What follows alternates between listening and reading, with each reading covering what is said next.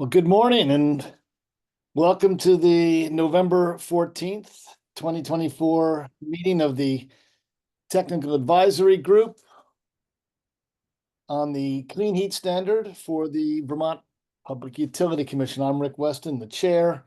I think we all know each other, including many members of the public.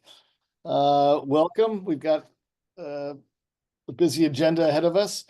The usual housekeeping, please everyone stay muted unless you are speaking. Raise your hand, the hand function in Zoom, to get into the queue. The tag, keep your video on as much as possible so we can see you since it is our meeting. Members of the public, we'd be grateful if you keep your videos off until and unless you speak. We've got some guests with us today. Let's see. Of course, Matthew Baker-Poole is representing the Department of Public Service. Let's see. Tristan Brown's with us for Sam, right? With Sam? Yes. Is there anyone else who's joining us? Emily? Ben Plotzker is going to be, yeah. Yeah, Ben? we have Ben Plotzker, and we also have Adam Sherman today from Efficiency Vermont as a wood expert. And Nora Travis of NESCOM as well. Okay, great. As well as Lisa Rector. Okay. I remind folks that we do not use the chat function for commentary.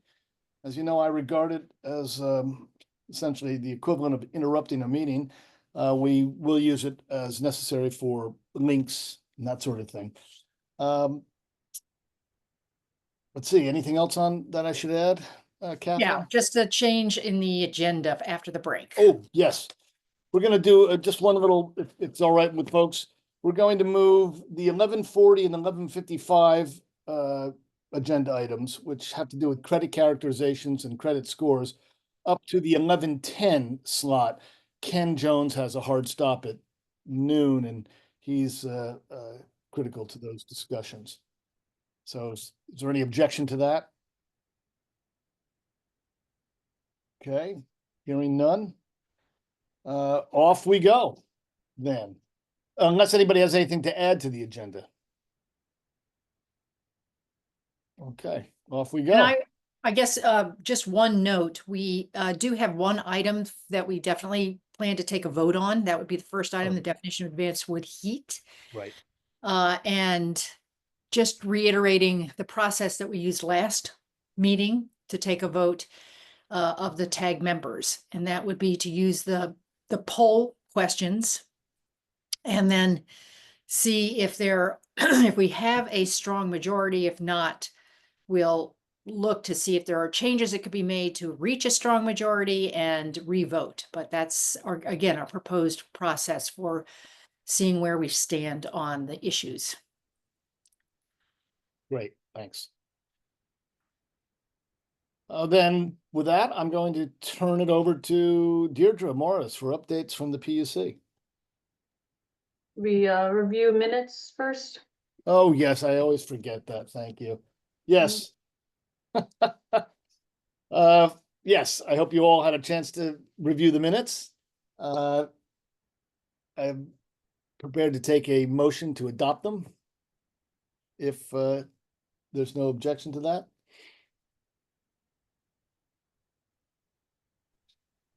So moved. This is Ken. Thanks, Ken. We have a motion. All in favor signify by saying aye. Raise your hand or hand function. Or clap, as Casey's doing. Or clap as Casey's doing, yeah.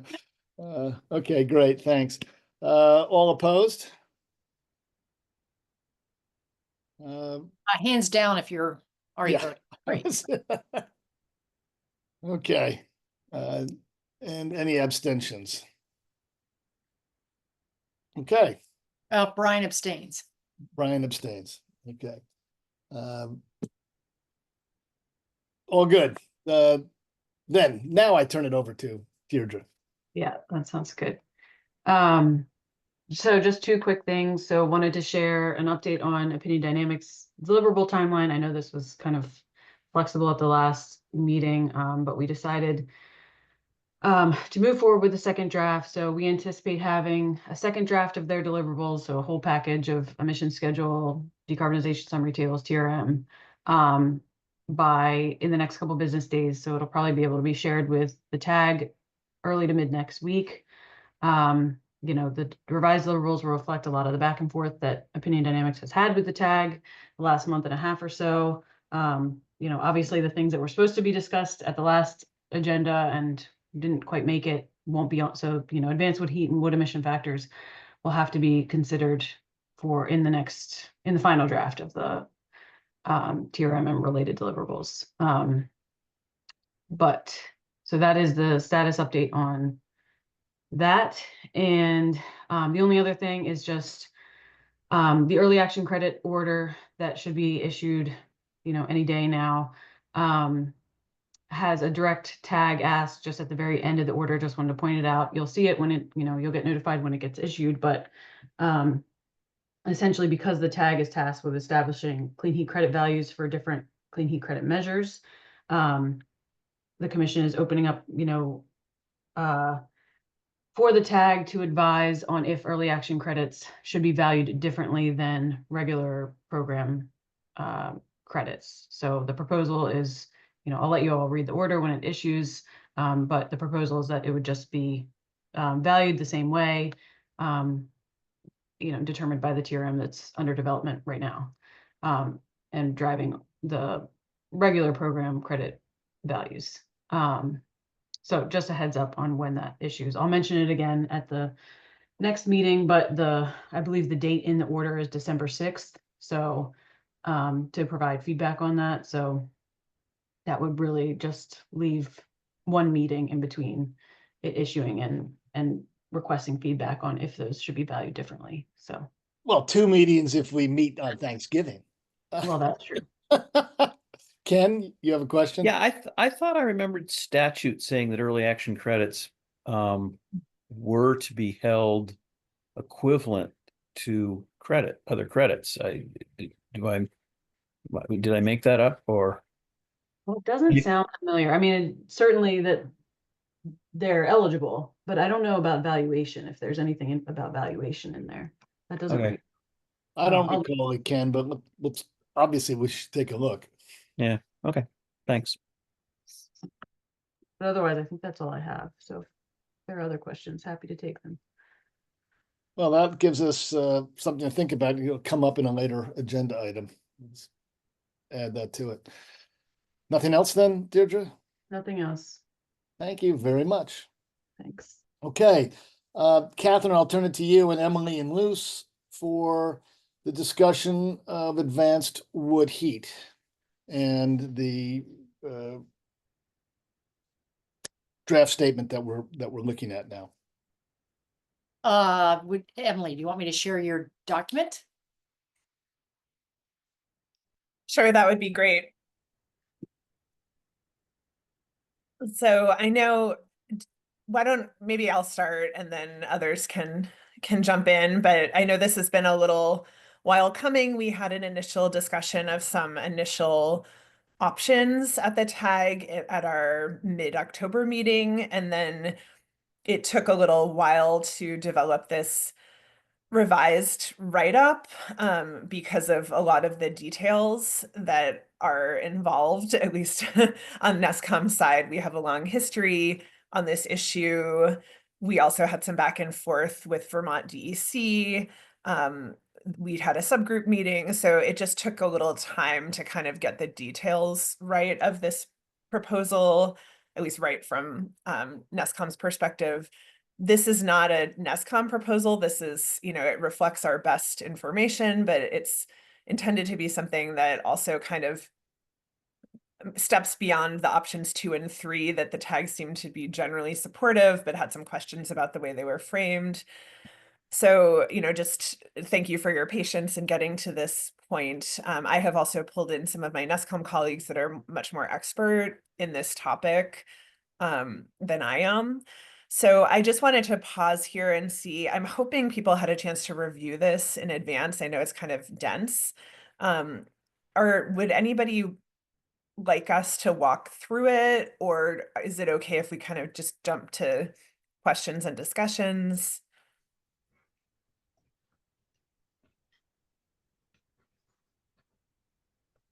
I see I'd one. encourage us, oh, go ahead. Emily, Roscoe?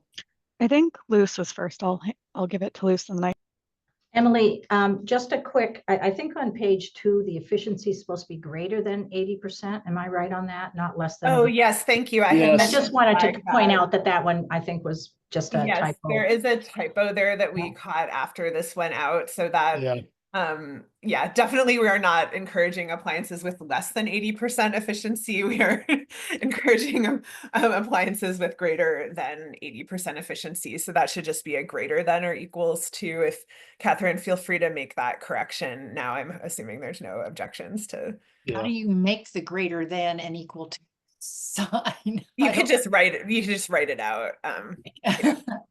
For now. Yeah, I noticed that too. Thank you. Yeah, Emily, apologies for that. I know where to find that symbol in Word if you want me to take it. Yeah, we can, depending on where we take this document, we can reinsert that. But I just wanted to Yeah. thank you for catching that loose. Emily, Roscoe? Yeah, I missed Emily's question of were you asking, do we want discussion now or later? Just if folks would benefit from a walkthrough, because there's a lot here, or Got if it. we feel comfortable just jumping right to questions and discussions, have folks had a chance to review this in advance? I'm sort of hoping we can jump to the discussion and questions, but if folks have, if people haven't reviewed it, we can take a step back. I hope we can go right to discussion and questions. Okay. Yeah, I'm not seeing objections to that, and I think I got a thumbs up earlier from Luce. So yeah, so let's just move straight to questions and discussion. Brian? Yeah, this is just more of a process question, because I only saw this on Tuesday, and we're still undergoing internal review, and I'm happy to have continue this discussion. And I think this is represents some really good work on the part of NESCOM. But I'd like to suggest that we're going to need some more time, and that we're not going to be prepared to have a vote today on this proposal. I guess that's addressed to the chair more than anybody else. And can I ask Emily, is there any significant change that you want to point out in this version versus the prior versions? Because it has been shared weeks and weeks ago in different iterations. So if you point out what is significantly different, maybe that could narrow our discussion as well. Yeah, for sure. Let me just do that quickly, and then I'll ask Lisa maybe to just touch on some of the coordination that we had with DEC, your colleagues within ANR. Lisa, Catherine, can you scroll up? Yeah. To the first page. So yeah, so this is sort of the option, this narrative, revised proposed option, etc.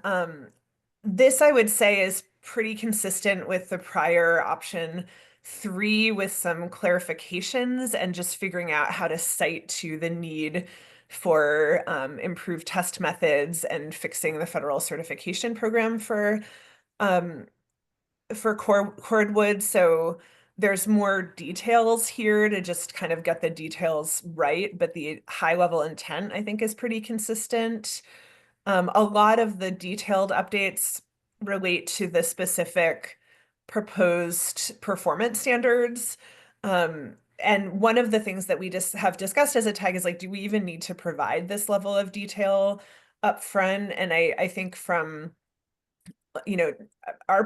my perspective is that we do, and having talked to my colleagues, there's a lot of potential for, loopholes and things to slip through, based on some history there, which we can go into more if people are interested. But we sort of did reach the conclusion that we had to try to get these specific criteria right up front for the most part. And so there are a number of changes, I think, with these detailed criteria. That's my high level summary, but I would turn it over to Lisa Rector, who's my very expert in these issues, to maybe if Lisa, could you see if there's anything you would add or correct from what I just said, and then maybe also touch on some of the coordination we had with DEC.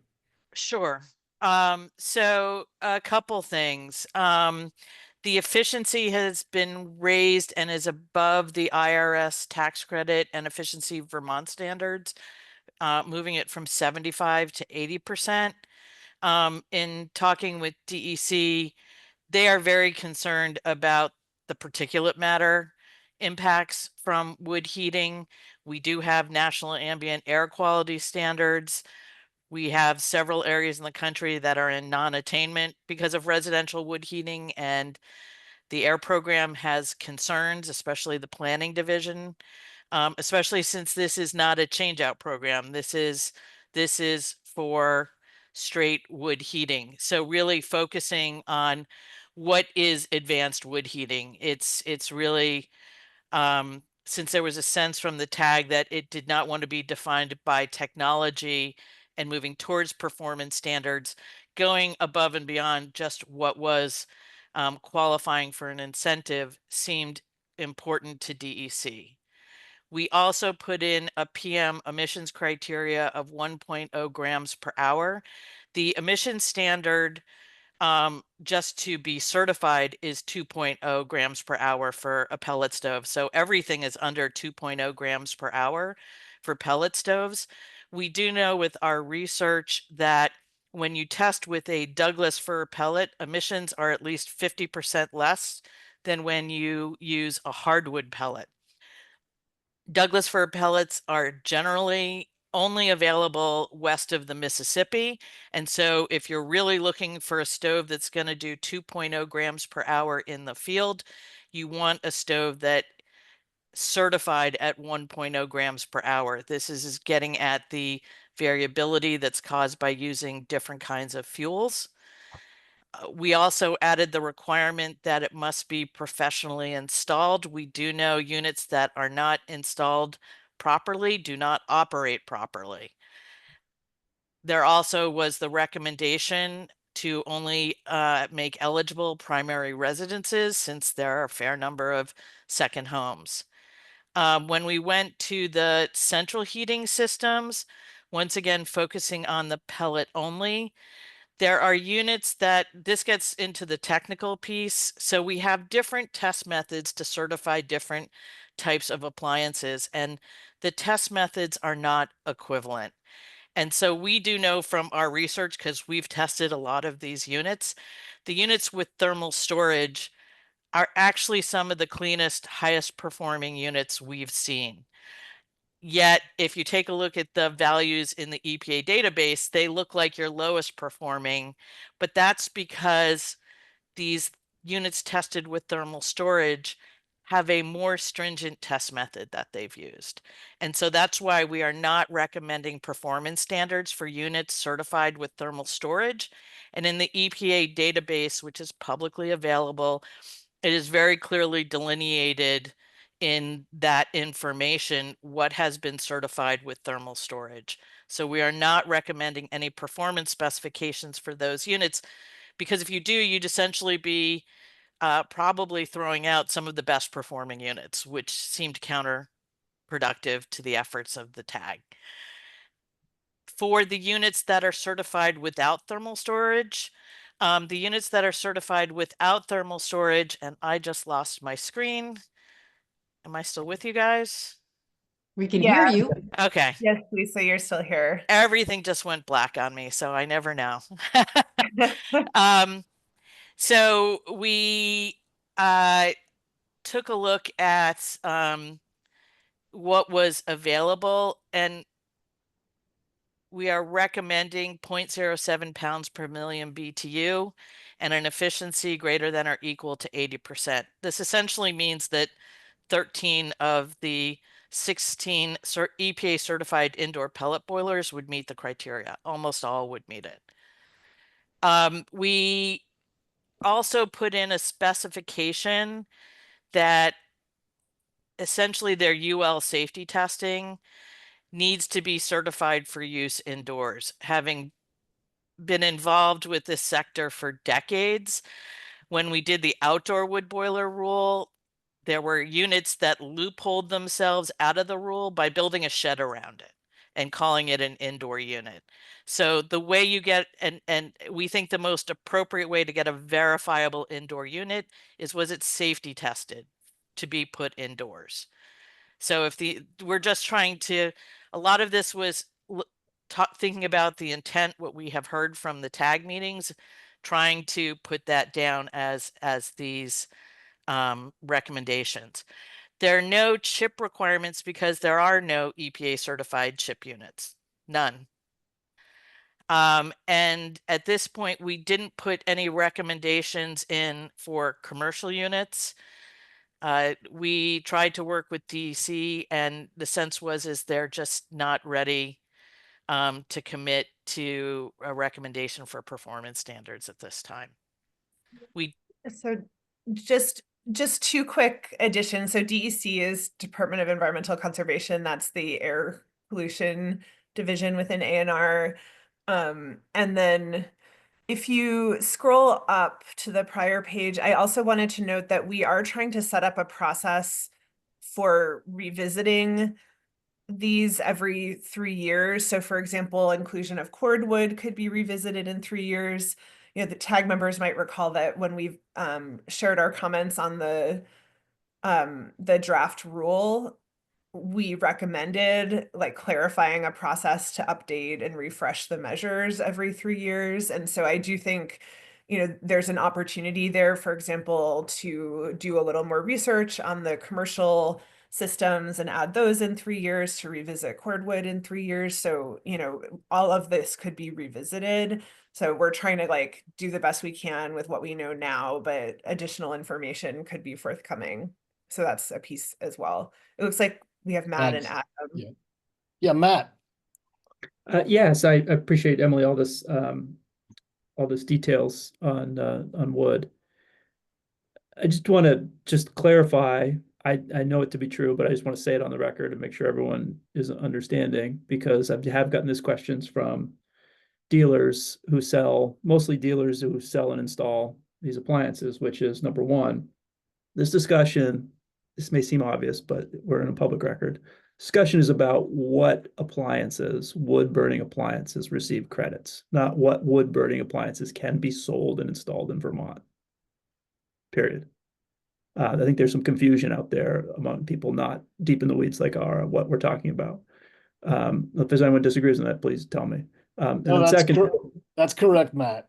Okay, and then the second point is, for those members of the Northeast Hearth Patio and Barbecue Association or heating cooling contractors, should this we make a decision on what wood burning appliances receive clean heat credits, and should the clean heat standard be adopted by the legislature and become law, where, other than the TRM, would a dealer installer of wood burning appliances understand which appliances receive credits?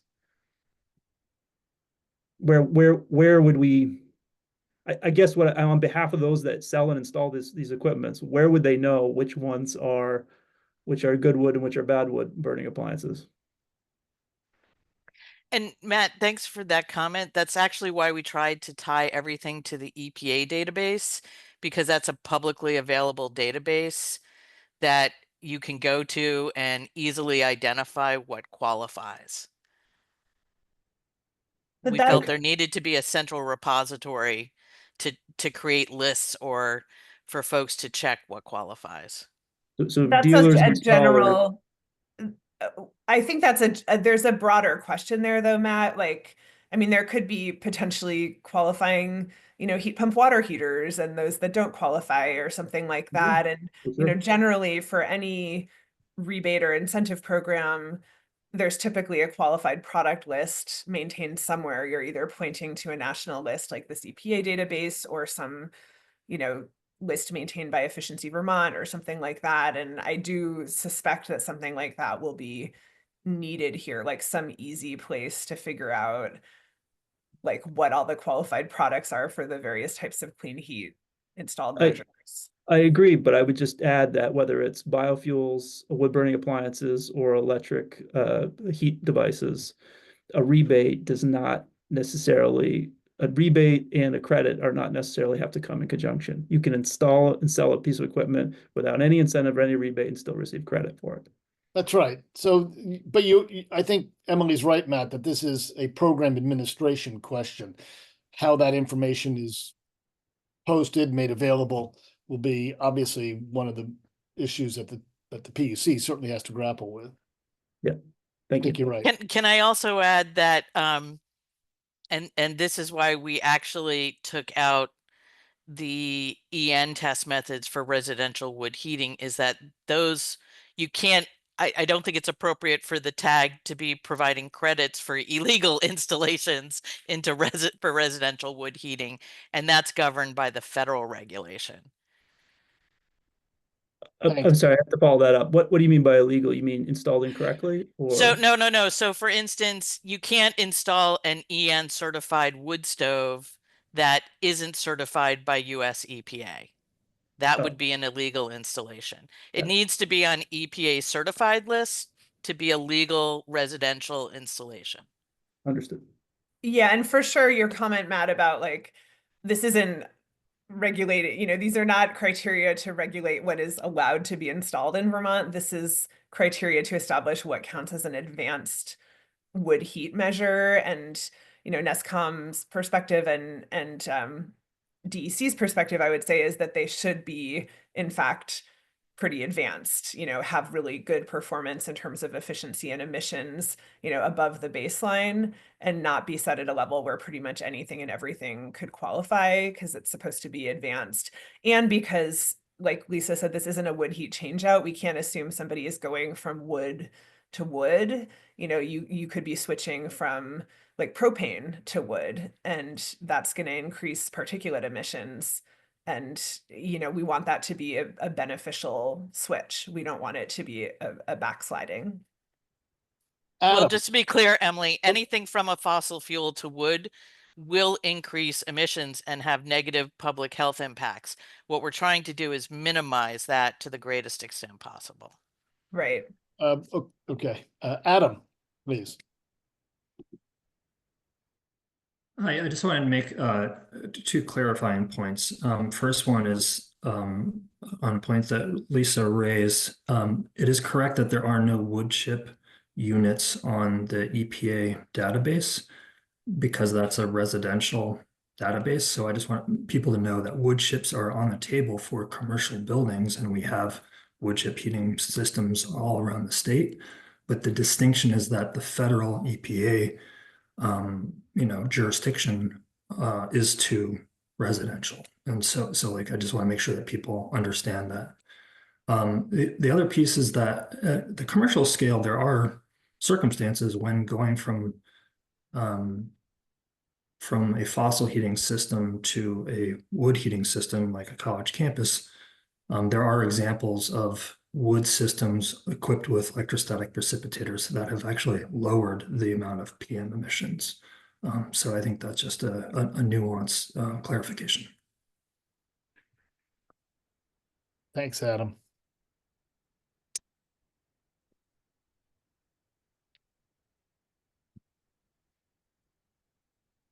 Okay. Well, okay, Emily Orozco. I actually have some comments too, but go ahead, Emily. Sorry, Rick. My comment is just on, Catherine, if you could scroll down for the proposed performance standards, right there is good. For pellet stoves, we have PM emissions for 1.0 grams per hour. And I just wanted to flag that Efficiency Vermont has 2 and less grams per hour as their requirement that matches the EPA requirements. And I'm not suggesting that we should align the Efficiency Vermont requirement with that, but I think the 1.0 from a programmatic perspective does limit the available pellet stoves that could fit under that. I think it's 50% of the models are available for 1.0 from 2.0 grams per hour. So I was just wondering if we could revisit, again, it doesn't have to align. I'm not recommending aligning it with the Efficiency Vermont, but just maybe having a discussion about how that limits models available under that 1.0 grams per hour requirement. And if others have that concern, and if, yeah, that should be revisited. And that's where if it, what the point Lisa was making earlier about that the 2.0 is based on softwoods, which we don't really have. And so our emissions based on hardwoods are going to sort of automatically be double that in real world operation. And so that was the rationale for that. But yes, and I guess I would love to see the programs align their criteria. I would say these criteria are what, you know, we have our best sense of what Vermont DEC can live with and NESCOM can live with. So, you know, in an ideal world, I think, you know, my perspective just personally would be like, it would be great if Efficiency Vermont could update its criteria to match these, as opposed to we should change our criteria to match EVTs, but that's just my own personal perspective. And Emily, just to clarify, it's Douglas fir pellets that are typically used for certification testing, very low ash pellets. So they're not softwood. Softwood actually, so we have softwood pellets in the east, but they do test differently than the Douglas fir pellets. Thank you, Lisa. If I could, real quick before moving on, just respond to that real quick. Yeah, thanks for clarifying that connection, Emily, between the softwoods. Just in terms of Efficiency Vermont aligning criteria for its programs with the Clean Heat Standard, I think I just wanted to clarify that we're in support of aligning policies in terms of updating TRMs and how different measures are treated, but happy to have a discussion offline about EVT program requirements and how they're treated under the Clean Heat Standard. But at this point, our process most likely will not be adjusting to Clean Heat Standard decisions. That will be a separate process. But happy to have discussions offline about what that process is and what information goes into determining, updating program requirements. Thanks, Emily. Ken, and then Luce. Yeah, so right. It is probably a large proportion of wood pellets used in Vermont are softwood pellets. They tend to be white pine. So I don't know what the relationship of the Douglas fir to white pine is. So whether it's a 2-to-1 ratio may be a little stiff. But you know, my major point though is the equity issue. Pellet stoves are probably one of the lowest cost installations available to lower income folks, and whether the lower cost pellet stoves can meet the 1.0 standard is, I don't know. And so hopefully as these programs are developed, low income households can be provided sort of that additional incentive. When we get to credit values, if you're putting in a pellet stove in a low income household, hopefully they can get that incentive payment to allow them to go with the higher quality, because it also gives them, not only is that higher emission outside, but it probably has a little bit to do with their indoor air as well, although pellet stoves are pretty tight. But still, just a better quality product is probably better for those low income folks. I just hope, I don't know how we do it through rulemaking, but as this progresses, I just hope that recognition that we're now making the standard pretty hard, and hopefully develop programs in parallel to allow low income households to participate. So Ken, just a quick response to that. When I took a look at the list, I believe there are some US pellet stoves that would meet this. I'd have to go back and double check, but yeah, certainly. And those are the ones that are the lower cost ones, are typically the ones that are available at mass marketers like Home Depot. The issue you do get into with those stoves is they tend not to be professionally installed. So it's a little bit of an issue of how you deal with those low income households and getting them a good stove installed correctly. Thanks, Lisa. Luce. Hi, good morning. The issue that I have here is the same as what Ken was just saying. It's having stricter guidelines than, well, in my opinion, than EPA, even though I know they're testing with Doug fir pellets. They obviously have to pick some kind of pellets to test with. I just feel like, we're going to have a different standard than EPA when we know EPA is going to be retesting. And certainly we would alter our guidelines once we get more from EPA, but having our own Vermont standard, I don't agree with that. And it does limit the stoves. And I do believe that going from cordwood to pellet stove is a big improvement for the indoor air quality for these people. And so that's my issue with this, is we're limiting the number of stoves. I'm not sure. I had asked Efficiency Vermont. They may not have had the opportunity to find out how many are locally available in Vermont of these stoves. Can you go to a local store and buy, how many of these can we actually get?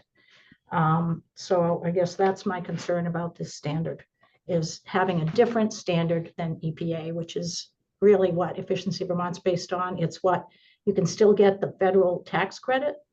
So are we going to have two different standards here? It just doesn't seem right. Thank you. Thanks, Just Luce. to answer Luce's Floyd? question. Oh, Well, sorry. That's fine. let's come back to it, Emily.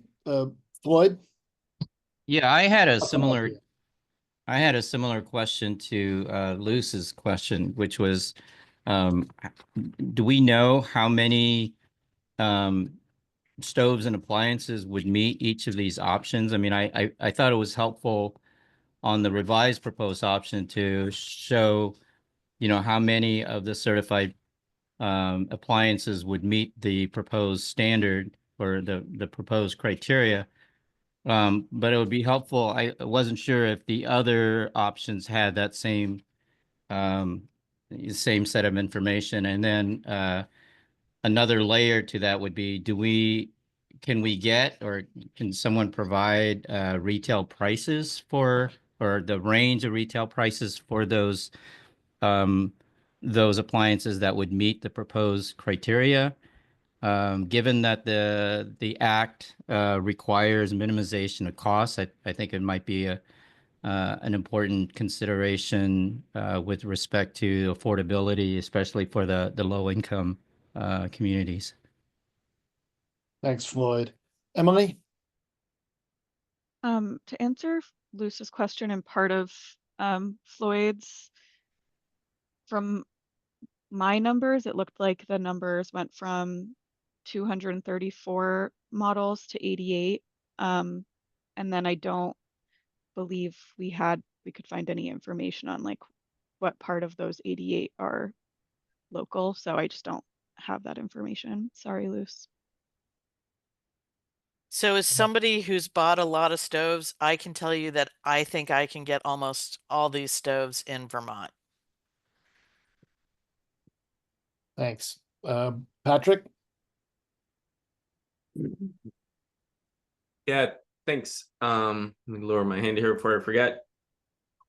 I just wanted to ask definitely a less technical question, I think, but I noticed that the proposal here says only primary residence is eligible, and wanted to see if somebody can clarify what that means. Is that excluding second homes, second homeowners from out of state? If so, what's the reasoning? That's all. Thanks. Thanks, Patrick. So that was the intent, because it's about the amount of fuel used. And also we were just looking at other programs in the Northeast region. This is something that seems to be an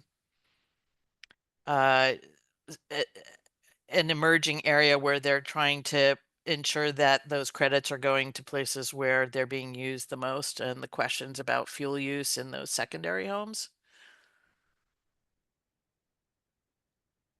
Thanks, Lisa. Let me jump in with my comments, seeing no other hands raised at the moment. Brian has started this conversation by saying that A&R at least is not prepared to vote on this today. So I think, Catherine, one of the things we're going to want to do is decide, I guess, whether we're ready to vote and whether there's more work to be done. I would just say, as a practical matter, the document, in my view, is way longer than it needs to be. And I would, there were some wording changes I would make. I would remove, just may as well say it now, I would remove the background piece at the beginning. That, I don't think that's necessary. I would call the proposed option, the option, and that's what it is. We don't need to explain. I don't think this needs to go through all the things that we had gone through to get here. And I would remove the attachments as well. But with that, those are mostly, structural matters. The question now is, how do we want to proceed on this? Catherine, your thoughts on how to go forward? Well, on the basis of the discussion, it sounds like there is a fair amount of,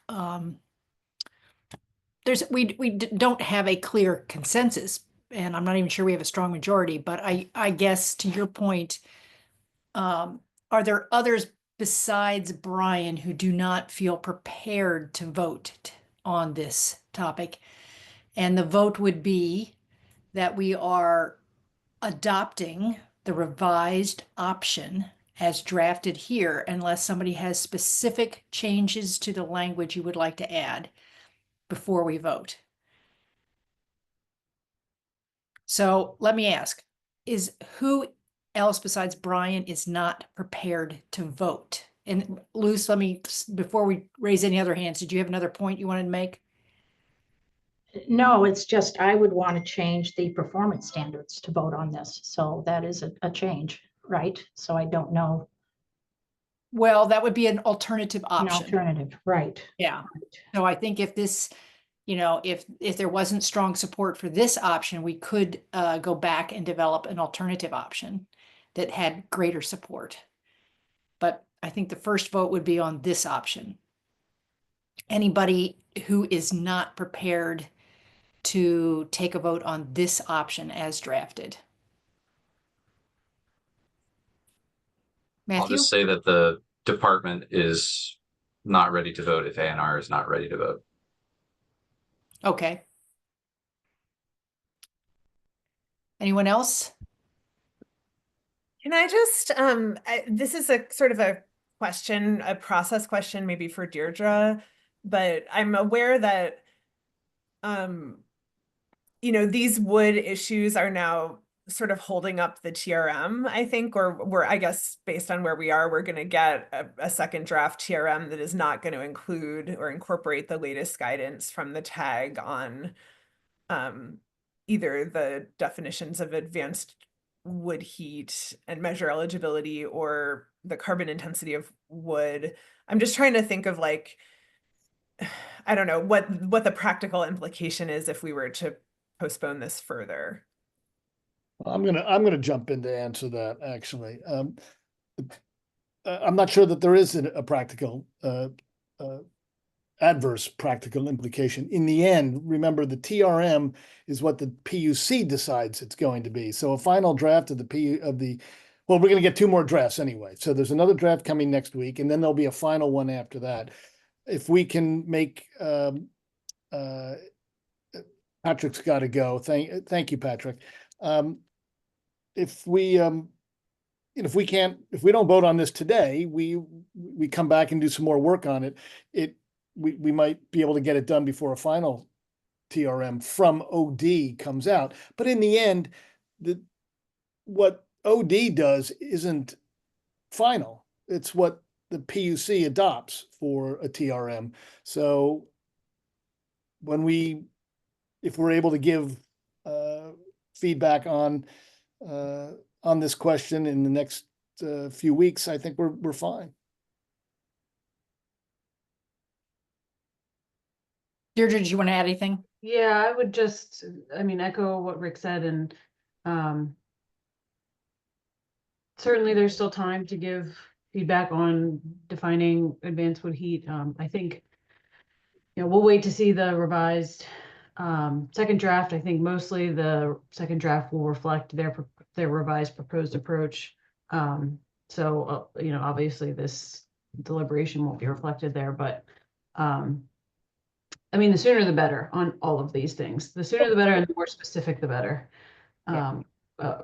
Guidance from TAG is what OD can really use effectively. So, Yep. I don't know I if it's agree. helpful, but But I have to say that if I'd be reluctant to take, as I think about it now, I'd be reluctant to take a vote with two critical state agencies abstaining at this point. I don't think I don't think that gets us where we need to go.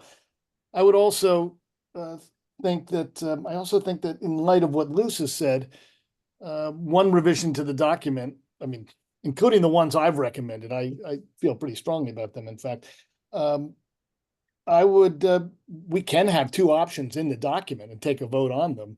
The second option being, if I understand you correctly, Luce, a 2.0 standard, grams per hour standard, as an alternative to a 1.0.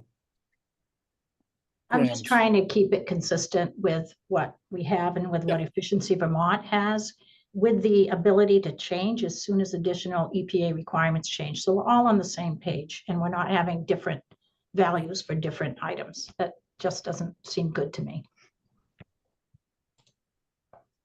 Should we also? I'm Yeah, sorry. just clarify, Emily and Lisa, would it also be to be consistent with EPA and Efficiency Vermont would have to change the efficiency standard as well?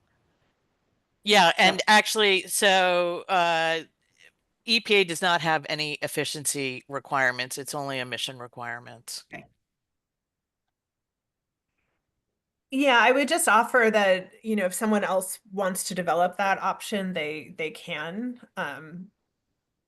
NESCOM has to bow, like I won't develop that because it's not consistent with our air agency guidance.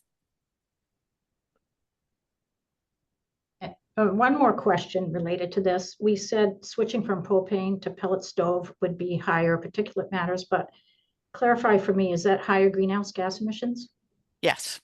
Well, yes, methane emissions so methane and PM increase across the board when moving from fossil fuel to wood. CO2 is a question about what you think, what your time horizon is. So in states that have who feel like they need to see the emission reductions in 20 to 30 years, wood is not a carbon benefit. For those that have a 100-year time horizon, wood has a carbon benefit. So stay tuned for the next topic. Yeah, that's my segue into it's wood is complicated. I'll just leave it at that.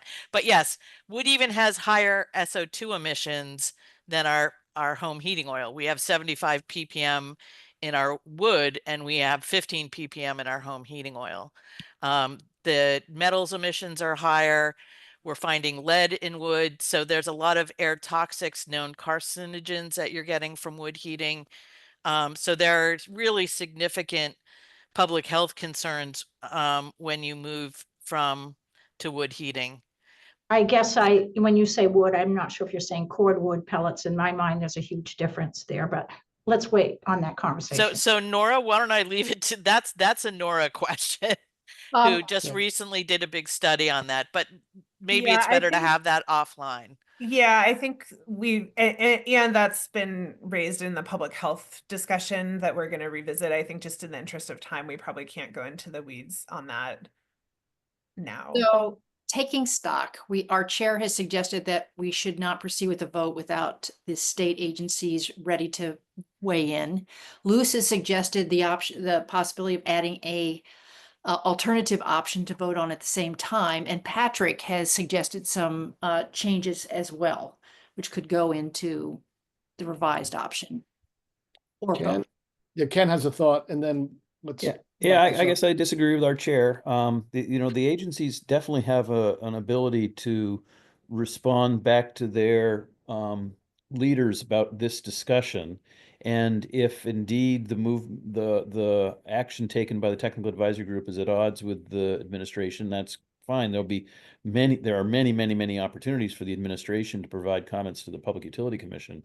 Because I mean, because I think, the issue is this 1 versus 2. I think we probably won't have a unanimous decision, but I want to move this discussion forward in terms of our consultants to say, we want to focus on pellet stoves. So don't put a lot of effort into the cordwood stoves at this time. Put the effort on pellet stoves, and then rightfully the administration and ourselves can weigh this pros and cons of taking that 2 gram per hour standard down to 1 gram per hour, what it means for equity issues, what it means for air quality. Fine, but I don't want to we're not going to resolve that even by the next meeting. So I want to push this decision through to let them know that, yes, we're looking at pellet stoves. We may not agree on the 1 gram or 2 grams, but that communication, I think, needs to move forward today. Okay. Okay, Ken. Matt. But I tend to agree with Ken and Luce on this. My issue is I don't quite know which option. I know what I want. I just don't know which option it is. Meaning, from my perspective, from the dealer installer community, we kind of want a standard that is easily understandable and it is not a Vermont flavor of equipment. Because these equipment does travel across the border freely, I say the New Hampshire border, the Massachusetts border, the New York border, I think the more specific we get, I understand there's different wood stoves are better than others, but communicating this to the dealer installer community, having the EPA standard is helpful. Having everyone sell an EPA standard is helpful. Whether or not certain stoves get higher credits than others, but if we're promoting wood heat and it meets the EPA standard, I have a hard time saying that we shouldn't allow it to receive credit. Thanks, Matt. Well, okay, I'm fine. If this is what the group wants to do is take a vote on this document, then what Hey, you Rick, think? can I, sorry to interrupt, but I just want to give you an alternative option I think Emily put forward last time, which was, do you just want to vote on the proposed option without the performance standards, which I think would get at the sense that Ken was moving towards? Because I think the issue, what I'm hearing, is the performance standards, not necessarily the intent. Well, thank you, Lisa.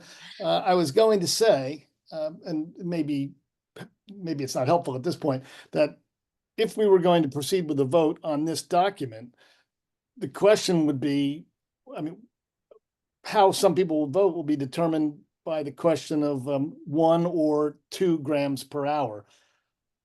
I personally like performance standards, so I'm not sure I want to remove them, but let's hear what folks have to say. Let's take another couple minutes and go through this. Matt, your hand is still up. Do you have more to say?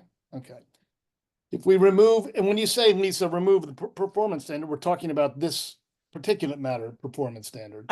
I'm merely suggesting table it because it seems that that's what's holding folks up. And Ken's sense of is my sense that folks are supportive of moving forward with a pellet program, and how do you get moving on the TRM? Yeah, what if we changed, what if we left them, the performance standards in, but had where it says proposed performance standards, it said something like the following are initial draft performance standards. The TAG is still working to refine a few of the details and will report out at a later time or something like that. Well, I don't know. That might be more awkward. Ken, what do you think? You're the one who's Yeah, I this. think we have 2 votes today. And I don't care the sequence. 1 vote is this specific language on 1 gram, and 1 vote is on 2 grams. My guess is the sum total of those will show the sentiment of the tag that we approve this direction, and that 1 gram versus 2 grams. Granted, it's a little early, but as I say, I don't think we're gonna resolve it by the next meeting, but I'd like Well, to see that's- both those votes. Okay, and I'll go with that. That's what I'd actually was proposing earlier, so I like that idea. I also do feel strongly about removing the background and the attachments, and I just think that's way more than is necessary for this purpose. Is there objection to that? Brian? I don't object to that, but boy, I hope the chair can acknowledge that this was really helpful information to advance the discussion. Well, the attachments, okay, let's leave the attachments. It's actually the background is unnecessary. How's that for a compromise? The background's one paragraph at the beginning, which I don't think is relevant. Like I said, no objection to, just dealing with the proposal as it is, but just want to acknowledge the, that this additional information it is helpful for all sides of the discussion. Okay, thanks. Luce? Hi, one more comment is that Efficiency Vermont gives incentives for anything that's more than 75% efficient. So are we gonna, how do people feel about the 80% that's different than what Efficiency Vermont does? It's just a question here. If we're gonna put standards in, do we want to match Efficiency Vermont?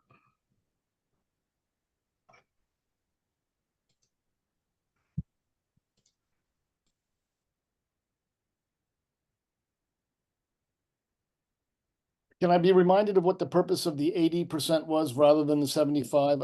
This did come up earlier. I don't recall the response.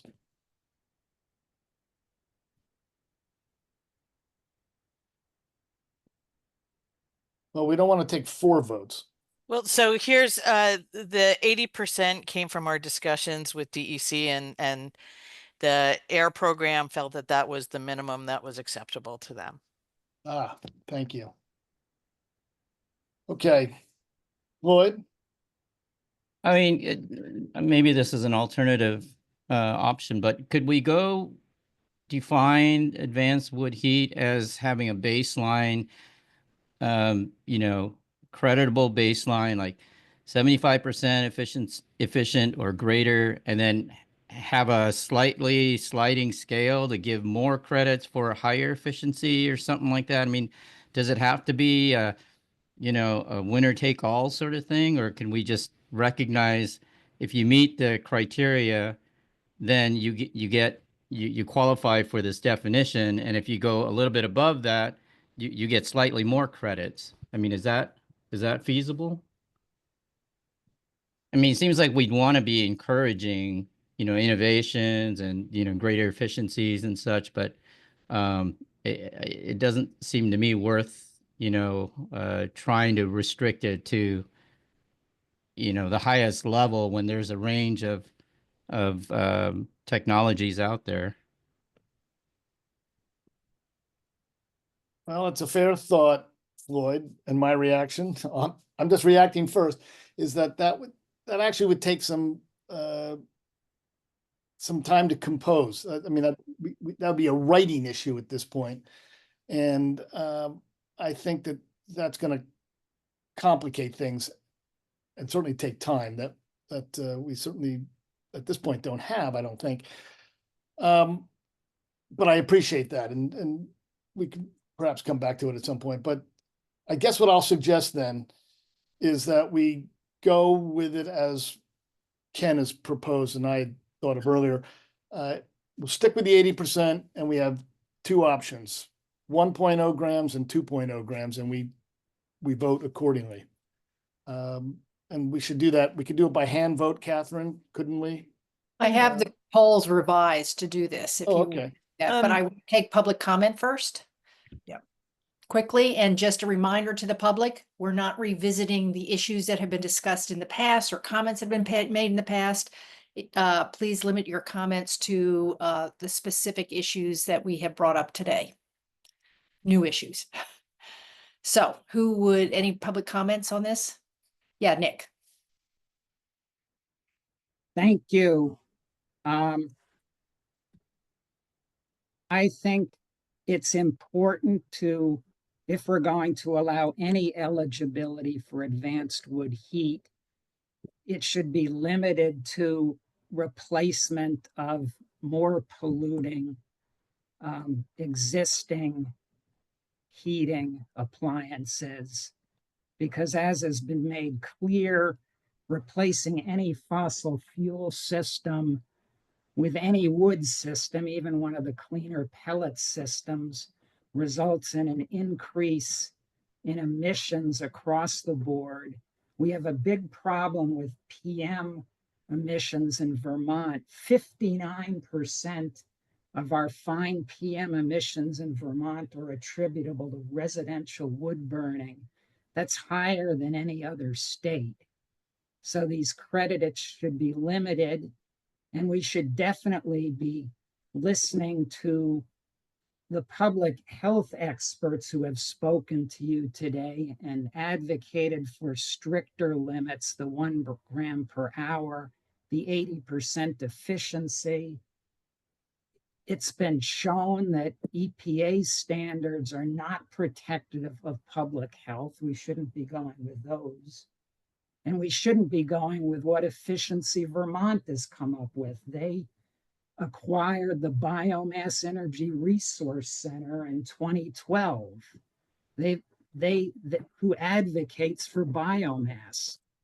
We should be looking for them to conform to whatever you come up with. Thank you. Mike, thank you for that comment, Nick. Yeah, I have questions, not necessarily comments. Well, I do have one comment more generally, but the questions are, given that we have heard, and I don't think it's in dispute, that wood, regardless of how it's burned, creates more particulate matter and, more importantly, for this clean heat standard, greater carbon dioxide emissions than everything else out there. I am uncertain and unclear why the TAG is even still considering any of these. And I'd like to get a clear answer to that. If it's a question of financing and that these are cost effective, as one of the members said, that doesn't include the huge amount of societal health costs. So I just need, and I think others need to understand why the state and why the TAG specifically is considering things that are going to increase over 10 or 20, even 50 years, our greenhouse gas emissions. Thank you. Well, I think the vote will give you some idea as to what we're thinking. I'll only say that this is part of the statute and we're dealing with our tasks under the statute. So Catherine, Nick, your hand is still up. I'm assuming that you don't have another question. Yeah. Catherine, I'll turn it back to you. Okay. Luce, first, one more question or comment? Sure, one more comment. If we I'm looking at the list that's attachment 3. If we stay with the 80%, you're still eliminating the same number of stoves or close to it. So I just want, we haven't had a chance to evaluate that, but if you stay with the 80%, which Rick is recommending we do that, you're limiting you're back to the same, thing. So just want you to be aware of that.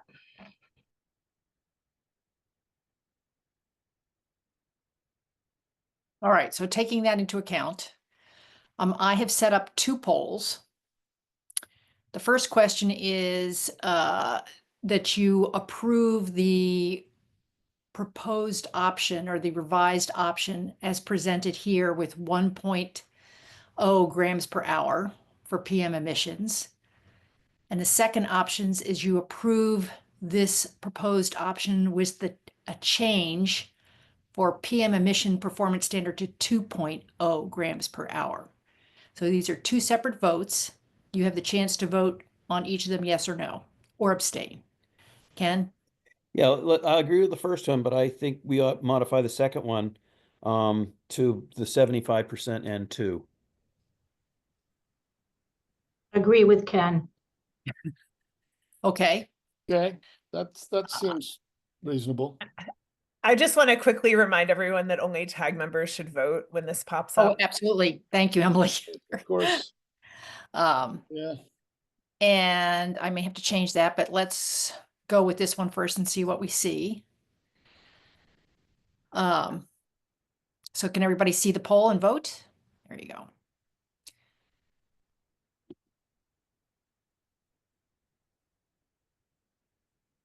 Did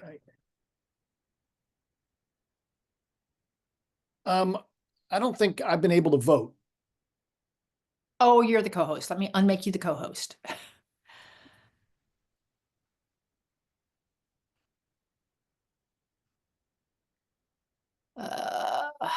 Withdraw co-host permission. Okay, now you should.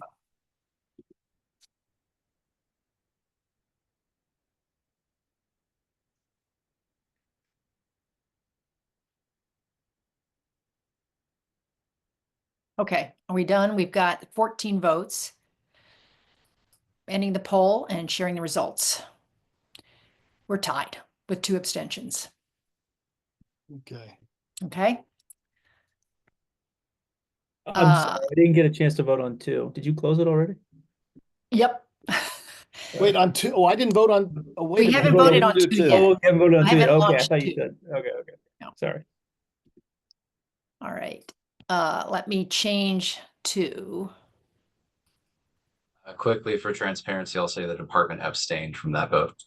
Okay. Yep. we Yes, have- and we're going to want to identify all the voters and all the votes.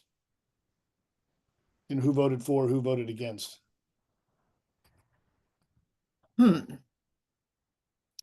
can I not get to the rest of these? Close this. I should be able to go see all the polls, but I cannot. Let me hold on just a minute. I'm assuming we're going to have this a similar outcome from the second vote.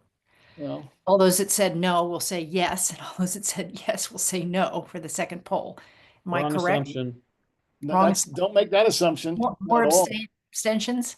No, All I right. think people, they'll, well, you could vote yes twice. Why can I not pull up my?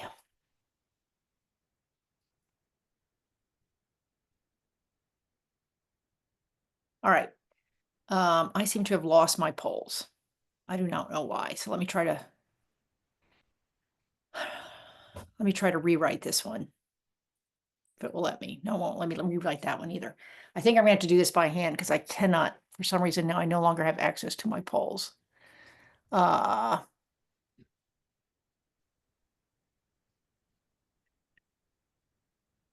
So the second one was drafted to say that you I support or approve of the revised option with the amendment, as I understand it, is that the PM performance standard would be changed to 2.0 grams per hour and the efficiency standard would be changed to 75% or higher. Correct. Can I get a raising of hands? I mean, virtual, and not virtual. I really need you to do this in the chat, by raising your hand. So In the actually, chat. well, you can, let's see, the best way to do it is, I guess, just raise your hand, but use the hand raising function. Yeah. If you are in favor. And this also, I forgot the transparency issue, so we don't know who Yes, voted. we have to go back and do the other vote again. And I mean, at least get the names. Yeah. So the yeses on the 2.0 and 75% are 1, 2, 3, 4, 5. Do I have any on the next page? Am I missing any? I see 6. 1, 2, 3, 6. Now we have 6. Okay. Hands down. Oh, Michelle, where are you? Are you up or down? I may have missed you. It was up. My React features were Yeah, I saw not 7. cooperating. So that would make it 7. And no, you do not support the 2.0 and 75% performance standard.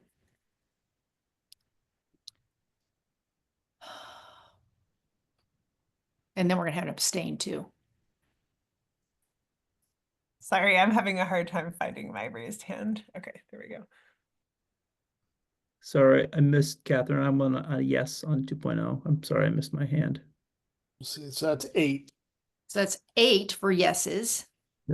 Okay, Jay and Casey, Lamont and Emily, 11. And this is the no vote now. This is the no vote. Right. There were, And we have are there 3 3 no or votes. 4? Casey, you had your hand. Yeah, there you go. Okay. 4 votes, no. And the 2 abstains are Brian and Matthew. Yeah, abstain. Hands down. Casey, hand down. Brian And Matthew. and Matthew.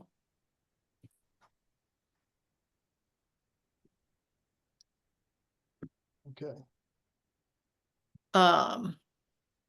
That does not meet our strong majority threshold. And we are clearly divided on the earlier vote. What was the count on the earlier vote, Catherine? I had 4, 4, and 2. 6, Is that- 6. 6, 6, and 2. It was 6, 6, and 2. Thank you. Did anybody vote in, can we see who voted for the first option? Yeah, we need to have that transparent. Yes. All right, so let's do the same thing then. On the first option, we'll have a raise of hands, and that makes it obvious to the public who voted how. Those who voted in favor of the 1.0 and 80% efficiency standard, could you please raise your hand?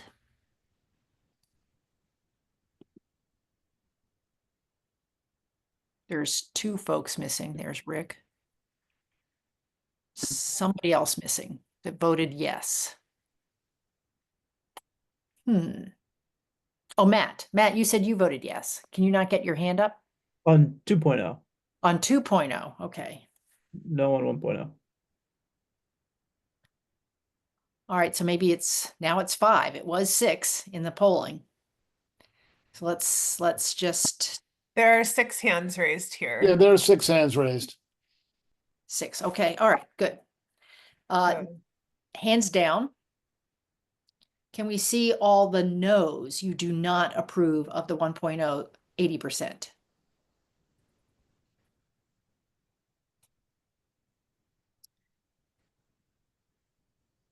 Now I see 5. Is there a 6th? There was a 6th, the first vote. Matt. Okay. Okay, so. And the 2 abstentions. So that's how this vote went. Okay, well, that's it. I think we record the votes with the document, and OD knows how we feel. Yeah, and again, a sentiment there is that I believe we all agreed to one of those 2. I think. Oh, with No, the we 2 didn't. with the 2. No, I'm sorry. With the 2, I understand that. But in terms of those folks who voted, so it's not that there is a supermajority, and again, the administration can weigh in. But whether I assume you're going to weigh in 1.0/80 versus 2.0/75, not to reject the overall sentiment that pellet stoves should be included as a clean heat measure. So in terms of communicating to OD and the Public Utility Commission, I think the tag is in strong agreement that pellet stoves should be included as clean heat measures. And then the issue that the PUC will have to resolve is to what extent, how strict do the performance standards need to be in order to be considered a creditable measure. And in that, we don't have a strong consensus. And I don't think the abstentions alter that message. I don't think. Yeah, I would underscore, I do think there's a lot of, it will be important to convey the strong support for the broad strokes of the proposal from the entire tag except for the 2 abstentions. Yep, absolutely. And that can be inferred from the votes. We will prepare that document. I'll do that and sign it and send it and share it with you all. Thank you. Okay, so just the other issue that was in those documents was the exclusion of cordwood. and again, without the agency taking a position today, one way or another, that's the other element of this. So Ken, I don't, I agree with you that there appears to be a preference for the pellet stove as being eligible for clean heat measures. And at least in the discussion today, I did not hear a preference taken one way or another. I guess the preference based upon the voting is that cordwood would be excluded, but that's still another issue to be resolved. I mean, cordwood stoves are still legal. Fair enough. My reading of this is that it'll be revisited. Well, that was my next question is, are we moving on or from this, or are we taking up again at the next meeting? No, when I say revisited, the document itself calls for the revisiting the question of cordwood. Yes. That was all I was saying. But excluding it until such a time as that, there's some kind of an agreement on what the standard should be for cordwood appliances. Yes. That's how I take that. Sam? Just quickly wanted to note that Patrick in the chat before he left had also mentioned the exclusion of second homes. I thought that's an interesting point too, and want to make sure we're not supporting or not supporting that in our conveyance of the vote. Well, as written, they're not eligible the way this is written now. Is that something we'll revisit? I mean, I know it's not maybe a crucial part of this, but also trying to stand up for Patrick here because he left. Yep. At this point, I'm wondering, Rick, if the critical part of this is the emissions and efficiency performance standard, if we could just convey that, leave the rest out, and say that there was not agreement about that, since we haven't had a lot of discussion about the rest of the item. Well, I actually don't think so. We've had the document in front of us. I think it would be, I don't actually think it'd be right for us. That's what we were voting on, is this document with those two changes, those two options. I certainly was, well. Okay. All right, Ken? I agree with Patrick and Sam's observation, but I don't think it's restricted to this specific wood heat topic. There are going to be many, what we do with second homes, they are always going to have less of an impact because they have less of a heating load. And, that's one of many topics that will have to be considered in terms of assigning credit values. So I just because, we have a specific position on this one, I don't think excludes their ultimate granting of credits. They may, when we have it, if we ever do have a discussion about how we deal with second homes, it could very well lead to, okay, second homes get a lower proportion of credits on the full range of clean heat measures, installed measures. So I don't think sending this along resolves that issue, but that is an issue that we need to address at some point. Okay. Fair enough. Okay. Well, with that in mind, let's move on. Okay. We're now a half an hour behind. We're on to our approach to determining carbon intensities for wood fuels. And can I suggest, I don't know how you plan to go through this, Emily, but there's a lot there. We need at least a time for a break. We can do that now. We can do that midway through your discussion. What's your preference? Whatever everyone else prefers. I had to run out already and take a break. Well, why don't we take a 5-minute break and then come back and start this? So we don't have to interrupt you in midstream. All right, good. So we'll be back at 10:55, 10:56 to be precise. Thanks.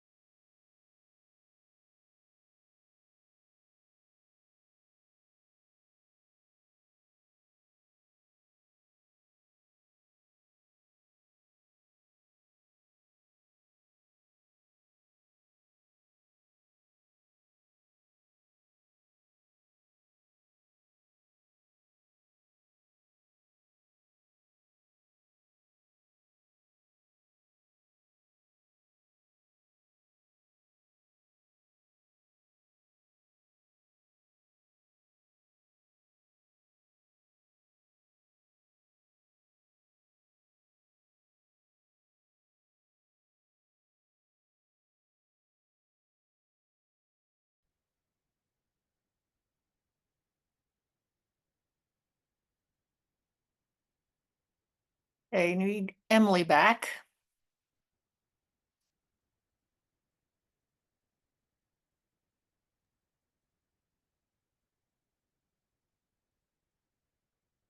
Since we don't have any vote on this one, let's see if we can't. Well, we'd allocated 40 minutes to it. Let's see if we can't do it a little bit quicker, given our schedule. Do you want me to jump in? Yeah, do you want to share or do you want me to share? Either one. Let me see, do I have? Yeah, let me share. I can share my be great screen over here.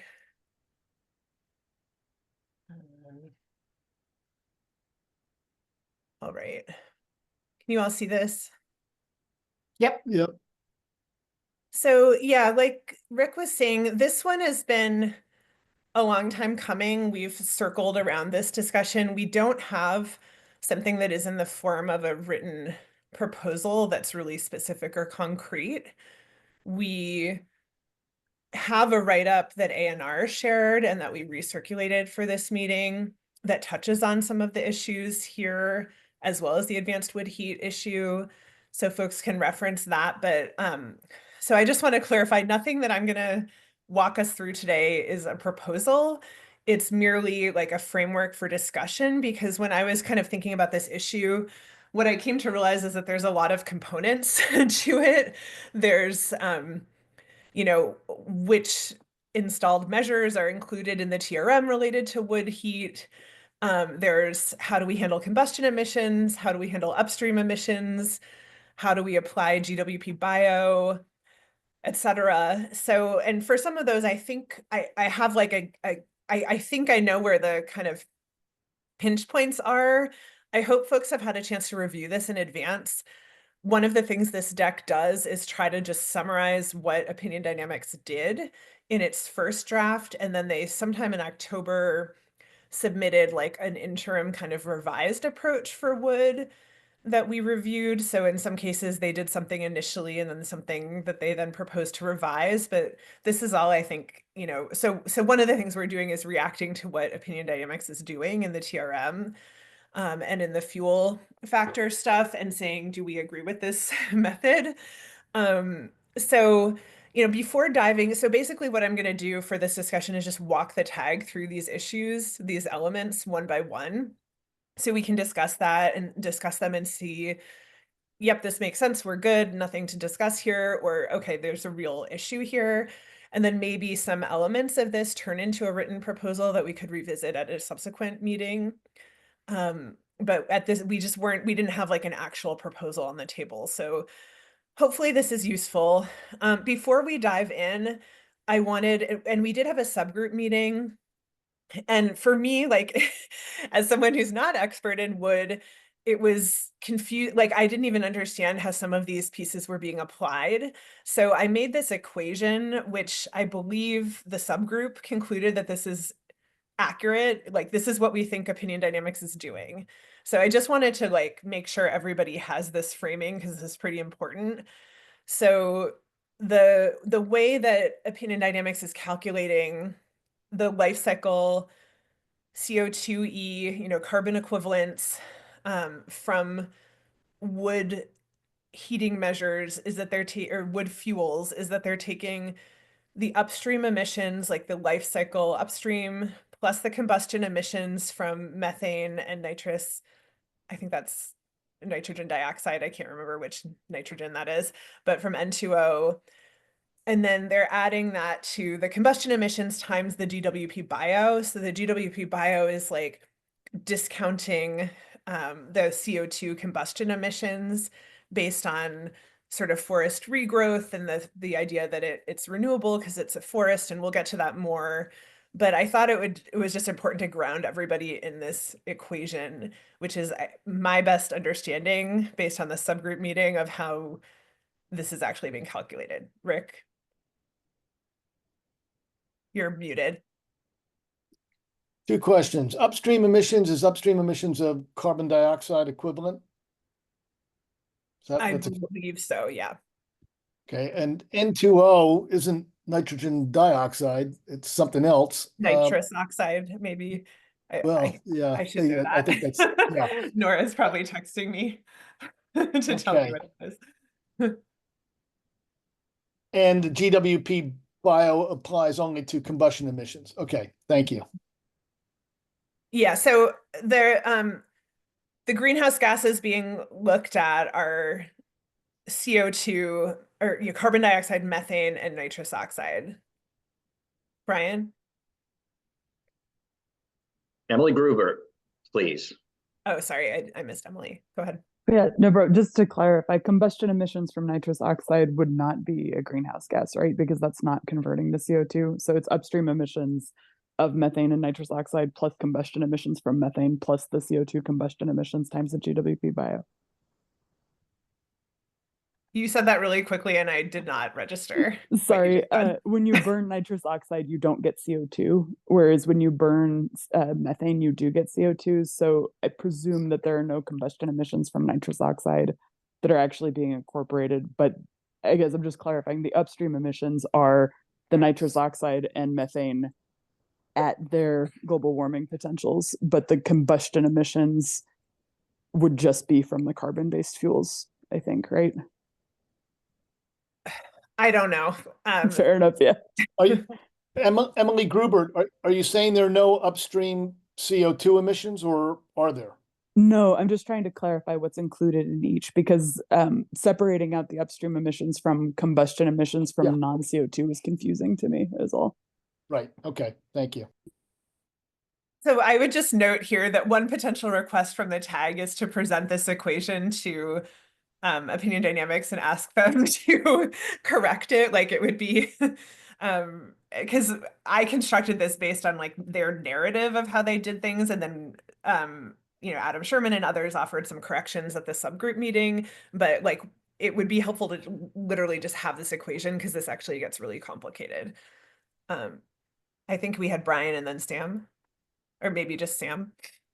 No, I'm ready, but and it's quick, and yeah, I think this is the way I understood them to be calculating it, and I think where the discussion is whether or not the tag thinks it's appropriate or not.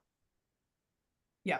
I don't know that we've agreed that this is exactly the way we want them to do it, but I agree that this is what they did. Right, exactly. Yeah, and that's all I'm trying to establish is like, let's at least start with what we think Opinion Dynamics did so we can understand it and react to it. That's my intent. Sam? Just a quick point of clarification, Emily Levin, I think this is right as is. It's confusing because it says combustion emissions from methane and nitrous oxide, but it should say emissions of those two at combustion, right? Because the N2O is created at combustion. It's not that you're combusting the NO2, but I think that this is right the way it is for the record. Yeah, that's probably the point Emily Gruber was trying to clarify. Floyd? I got it. So it's an of rather than a from, maybe. Thank you. That's helpful. Yeah, that was the same point I was going to make, is the nitrous oxide is a combustion product. You're not combusting it. It's the result of combustion. Incomplete combustion. Okay, we have officially made that edit. Great, thank you all. I'm going to keep going in the interest of time, but again, like we're trying to ground ourselves in what we think our understanding of what Opinion Dynamics did, and then we can figure out if we agree with it or not. So starting point, I'm sorry, this is like definitely not best practice for making visually exciting slides. Apologies for all the words. But a couple things I wanted to flag here, that when you read through the TRM, some of the assumptions I think that they are using in terms of like the types of measures that are covered are not consistent with the discussion that we just had. When Catherine was working on the agenda, I asked her to flip the topic. So we did advanced wood heating first for this reason, because I think, we are now providing the direction that we think cordwood should be excluded for now. It is not excluded from the TRM. It is included both for stoves and for central systems. Pellets are in there, but the efficiency levels are different. The emissions requirements are different. I'm not sure that factors into the greenhouse gas calculation, so maybe the emissions isn't such a big deal, but the main thing is that the TRM currently includes cordwood, is one thing. So just let's skip the last bullet under each section. I'm going to circle back to that, but high level, I think that I would like to offer a pretty clear recommendation from the tag that, you know, that my sense is that the tag should tell Opinion Dynamics to please align the fuel types and criteria with our direction that we just voted on advanced wood heat, which I think means we can kind of like, at least for the next 3 years, sort of not worry about cordwood, because there are a lot of, on all of these slides, there are a lot of assumptions related to cordwood, and I'm sort of proposing, I don't think we need to worry about those because we're recommending that cordwood be excluded. And generally that we think these should match up. I think this is a pretty obvious recommendation, but I'm not sure if others agree.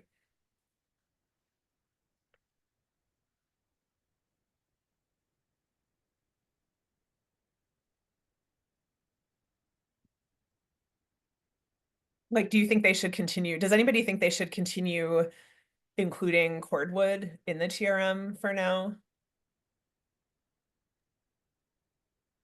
Well, that's what we need to work out at the agency level.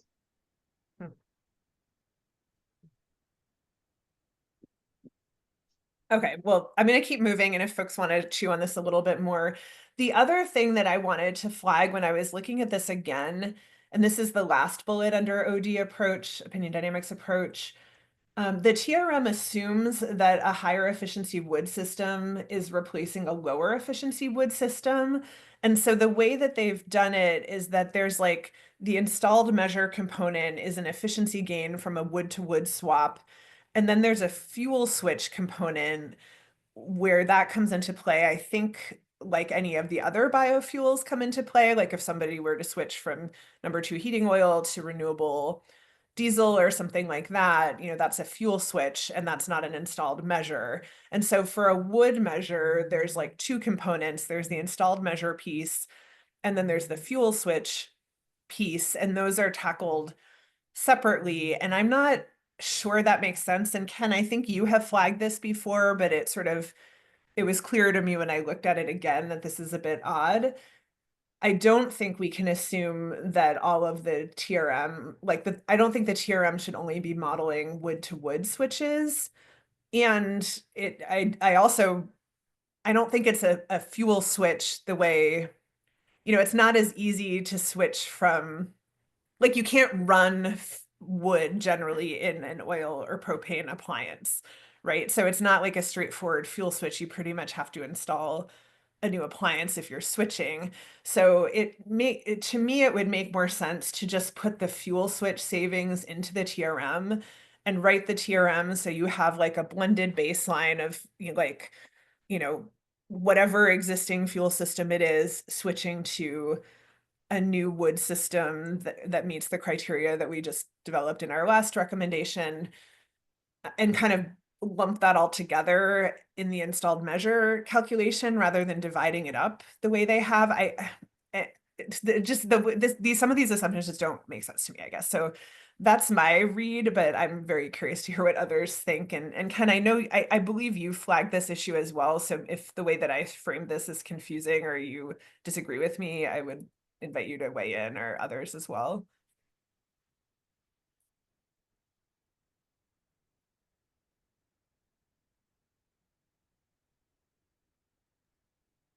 Yeah, not hearing from Ken right away, which is a little uncharacteristic, but I saw, we saw the same thing here, that the appliances were the wood to wood, but then the fuel was from fossil to wood. The way I understand this is that the credits would be based, again, on the formula that's in the act, so it's the greenhouse gas emissions of the fuel use avoided minus the greenhouse gas emissions of the fuel that's used instead. So I didn't really understand what the installed measure, like TRM for wood appliances, was actually doing if credits are going to be determined upon the fuel use, which is in the delivered measures TRM.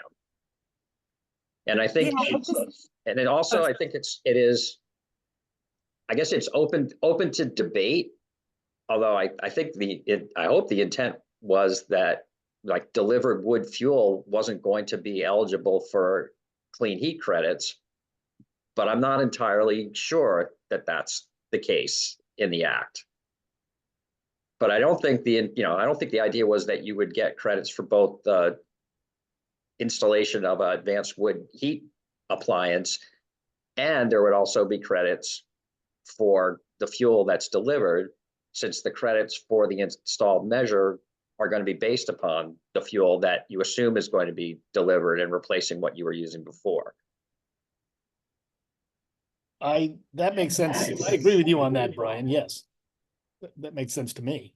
I mean, I feel like they've sort of complicated this. Like, to me, it's maybe there isn't a standalone fuel measure, because I mean, I think that scenario would be like if somebody is running, in theory, if somebody's got like an oil boiler and they just magically switch to pellets and start running pellets, then they would continue getting like clean fuel credits for that. But that's not really the way it works. You'd have to change the equipment too. So that I don't think that approach kind of makes sense the way it does for other biofuels.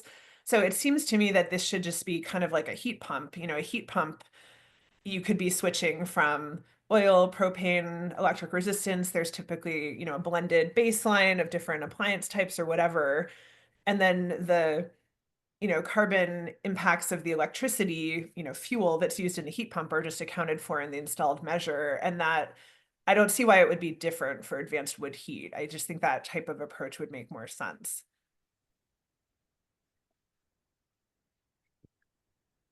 Well, I'm seeing, sorry, go ahead, Matt.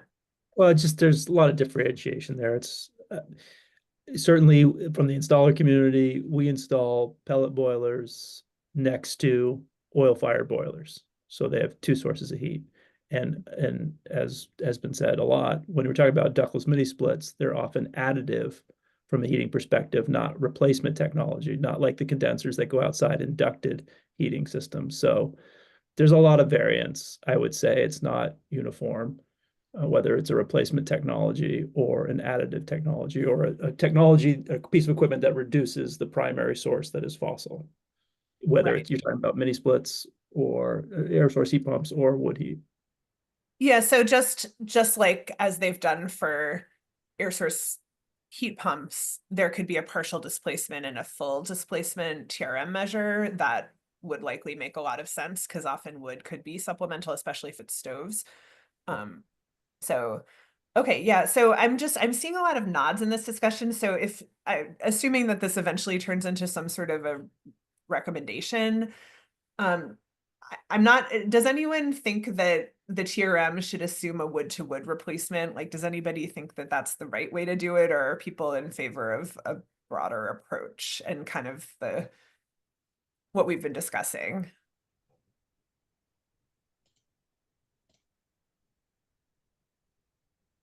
Lisa, I think Rick, then Luce, then Michelle. You know, as a it's a general matter, a theoretical matter, I'm not opposed to wood replacements. What would then be the question is, are you getting anything for it? Okay, if it doesn't produce any savings, then there are no credits, and then it would seem as a practical matter, not eligible. But that's sort of, you know. Yeah, I mean, to me, that's a different question of whether wood to wood replacement is eligible. Like, to me, that could be part of a blended baseline. What I personally don't agree with is the assumption that all of the advanced wood heat is replacing wood heat. No, I don't agree with that either. Because that's what the TRM is currently assuming. They're assuming you're going from a low efficiency wood system to a high efficiency wood system. Yeah. No. Luce? Yeah, this might be related to what you just said, but it would seem like if someone is using a wood stove, which a lot of, our lower income people do to heat their homes, we would want to encourage them to use a pellet stove, because they're probably not going to go and install a new boiler. And, they might be able to afford a pellet stove with rebates, which is cleaner burning than cordwood, right? We've seen that data. So I just want to make sure that's still in here somehow, right? Right. Yeah. So we're not saying that wood to wood should be excluded, but Right. just that it shouldn't be assumed that every installation is wood to wood. Right. Okay, thank you. Michelle? Sure. So my question is following up. I do understand why Opinion Dynamics was looking at replacing wood with a higher efficiency wood. I thought I heard in the previous discussion that you brought us through, Emily, that there was a statement made more than once that we never get to a lower emissions or lower particulate rate by going from fossil fuel to wood source for heating. So I guess my question is, why are we even including that emissions reductions? Because based on the conversations we've had, it would actually be an emissions increase if you're going from fossil fuel to wood, just looking at it from a fuel replacement. So Michelle, I would say it's almost always an increase in PM emissions. Depending on how you do the carbon accounting, it may be a decrease in greenhouse gas emissions, which is, we're going to come to that in a subsequent slide. So it's not as clear as, I just wanted to offer that clarification. Okay, that helps. That helps. I'm still perhaps in the camp that the wood to wood makes sense on its own. Yeah. Brian? Yeah, do you want to talk about that now or later? Because that's what I was going to talk about. No, go ahead. So again, the GWSA, I mean, the Act 18 says you need to reduce emissions, you know, in support of the sector requirements, RCI sector requirements in the GWSA that are determined by the sector-based inventory. So, you know, in a wood to wood replacement, wood combustion isn't in the RCI sector. And so you wouldn't see any reductions in the inventory to make progress towards the reduction goals the way everything is set up now, but you would still get credits for that. And that's an issue because the credit budget is supposed to be designed to, achieve that share, the RCI share of each of the targets. And if you're getting credits for a measure that doesn't actually reflect progress towards meeting those targets, then those emissions reductions need to be made up someplace else. Right. So let's just flag this wood to wood. I think what seems clear to me is that nobody thinks that only wood to wood replacement should be allowed. What we're now debating is whether they should even be allowed at all, based on the way the carbon accounting, and which is maybe a better question that we can flag. But right, and like I said, the way the Act requires calculation of credits, even though the TRM says it's wood to wood, I am not clear as to why it's in there, because you wouldn't be using the installed measure TRM to determine the credit value of an advanced wood heat system. I still haven't been able to figure that out. I'd like to hear Opinion Dynamics explain it to me, but they don't align, and I think there must be a reason for that. But I think the credits get awarded based upon the formula in the Act, and so you wouldn't even need a installed TRM for advanced wood heat, but I may be missing something. Sam? Maybe this is a overly simple question, but when we're talking about a wood to wood switch, isn't it the efficiency of the new appliance that would make it have less emissions? Or am I missing something here? Or are we switching to a different type of wood that has a different GWP biofactor applied to it in the calculation? No, I mean, if it was like a normal fuel, then yes, going from a lower emission system to, a lower efficiency system to a higher efficiency system would represent a greenhouse gas reduction. There may be some here, but that gets into how we're accounting, whether we think there's any greenhouse gas benefit from switching to wood, which is on a subsequent slide. I think, why don't I keep going and maybe we can circle back, but I've tried to sort of tease these issues out so we can take them one by one. I think this has been a helpful conversation. That we definitely do think there are some shortcomings in the method that OD used here, which we can convey to them. I'm hoping this is an easy one. So again, just reminding folks of the way this is calculated. There are these components of the emissions. There's the combustion emissions and then the upstream emissions, and then the GWP bio gets applied to the portion of the combustion emissions that are CO2. So with that in mind, there is still a calculation of the combustion emissions. Like this is just setting aside any issue of like forest regrowth and renewability and all of that, just literally like how much greenhouse gases are being produced by the burning in terms of methane, nitrous oxide, and carbon dioxide. And this, I think, so what OD did is they used the US EPA emissions factors hub. I think this is okay. I haven't heard anybody, we discussed this at the subgroup, people seemed okay with this. My organization, NESCOM, is one of the people that may have been questioning this, but just to clarify our perspective, we have some updated emissions factors for the criteria, like the air pollutant emissions from wood, but we think this method is okay for the combustion emissions. So I just wanted to like write this down while we're tackling everything. And does anybody have any objection to this aspect? Just confirming that this is the calculation from 2 slides ago. The EPA emission factors hub calculation. This is how the combustion emissions piece is it's sourced. So Gotcha. The combustion emissions part of that equation is coming from the US EPA emission factor hub. So if I can, I guess the only consideration I would raise is that I think GREET treats it differently, and to the extent that we want to have consistency across these calculations, that could be beneficial. That said, I don't necessarily have a problem with doing it this way. And Catherine, I assume you're taking notes here. Somebody's taking notes on this, right? Okay, just want to make sure. Floyd? Yeah, I was going to make the same comment that Sam just made with respect to consistency with GREET. And then the question I had was and I'm not familiar with the US EPA emissions factor hub. Does that factor in the efficiency question that Sam raised earlier, which is, your combustion emissions are going to be dependent in part on the relative efficiency of the appliance? Is that factored in somewhere in the hub?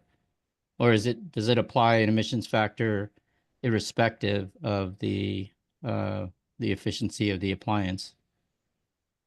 I don't know. Does anyone else know? Emily? Yeah. My understanding is that there is a single wood combustion emission factor. We actually have done some, Nora just published, and we actually have methane, CO2, black carbon, brown carbon emissions based on different technologies, but I do not believe that's how the hub slices and dices it. Yeah, just jumping in. My belief is that the emissions factors hub is on a basis of fuel burned, not on the output. So that should take care of that issue, I think. Great. I'm going to keep going because this is supposed to be our easiest component. So just want to let you know that there's like at least one aspect of that equation that I shared earlier that might be okay, that we don't have to take issue with. Okay, upstream emissions. So this is the life cycle upstream emissions. So the kind of the parts of the emissions associated with like the forest harvesting, the lumber milling, the transport to the site. So the life cycle upstream emissions. Opinion Dynamics used GREET for this, consistent with what they did in for other fuels. This is one where they did one thing and then they revised it. The key thing here from my perspective in terms of the discussion is what the assumptions are around whether the fuels used are derived from wastes versus purpose grown or harvested products.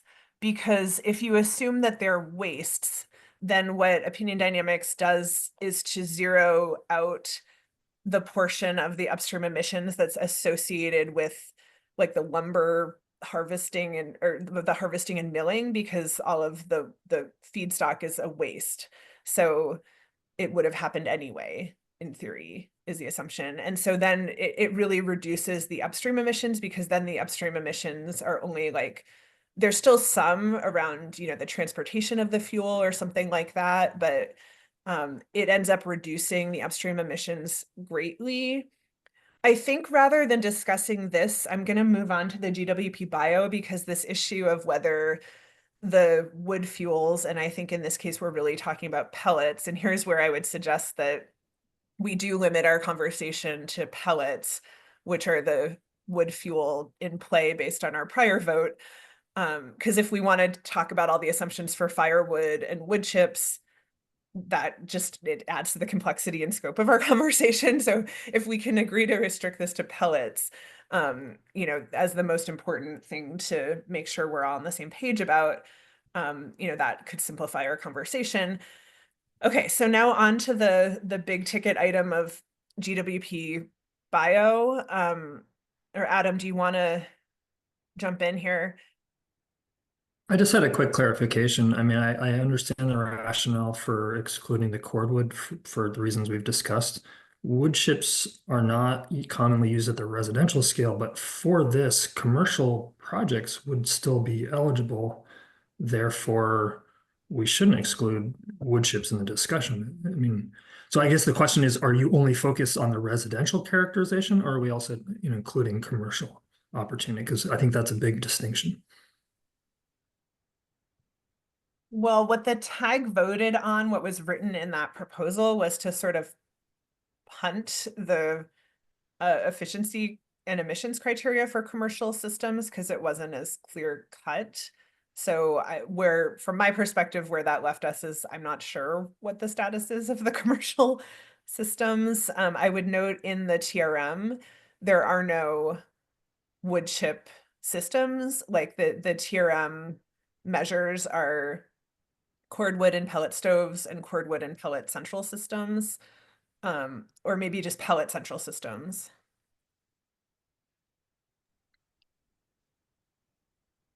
Yeah, I mean, if the TRM is designed to exclusively deal with residential, I think that makes sense, as long as there's like a custom pathway for qualified fuel for larger projects that might yield. Yeah, the TRM is not residential only. There's a whole commercial section, but I believe it's the commercial measure that they actually quantified is just pellets, if I recall correctly, based on when I was creating this deck. So we could talk about chips if folks want to, but just in the interest of like prioritization, at least for today's conversation, maybe we can focus on pellets, which seems to be the most important. Perfect. Let's focus on pellets, but I just wouldn't flag that like chips should not be categorically excluded. Yeah, there's going to have to be some circling back at some future time around the commercial systems, I think.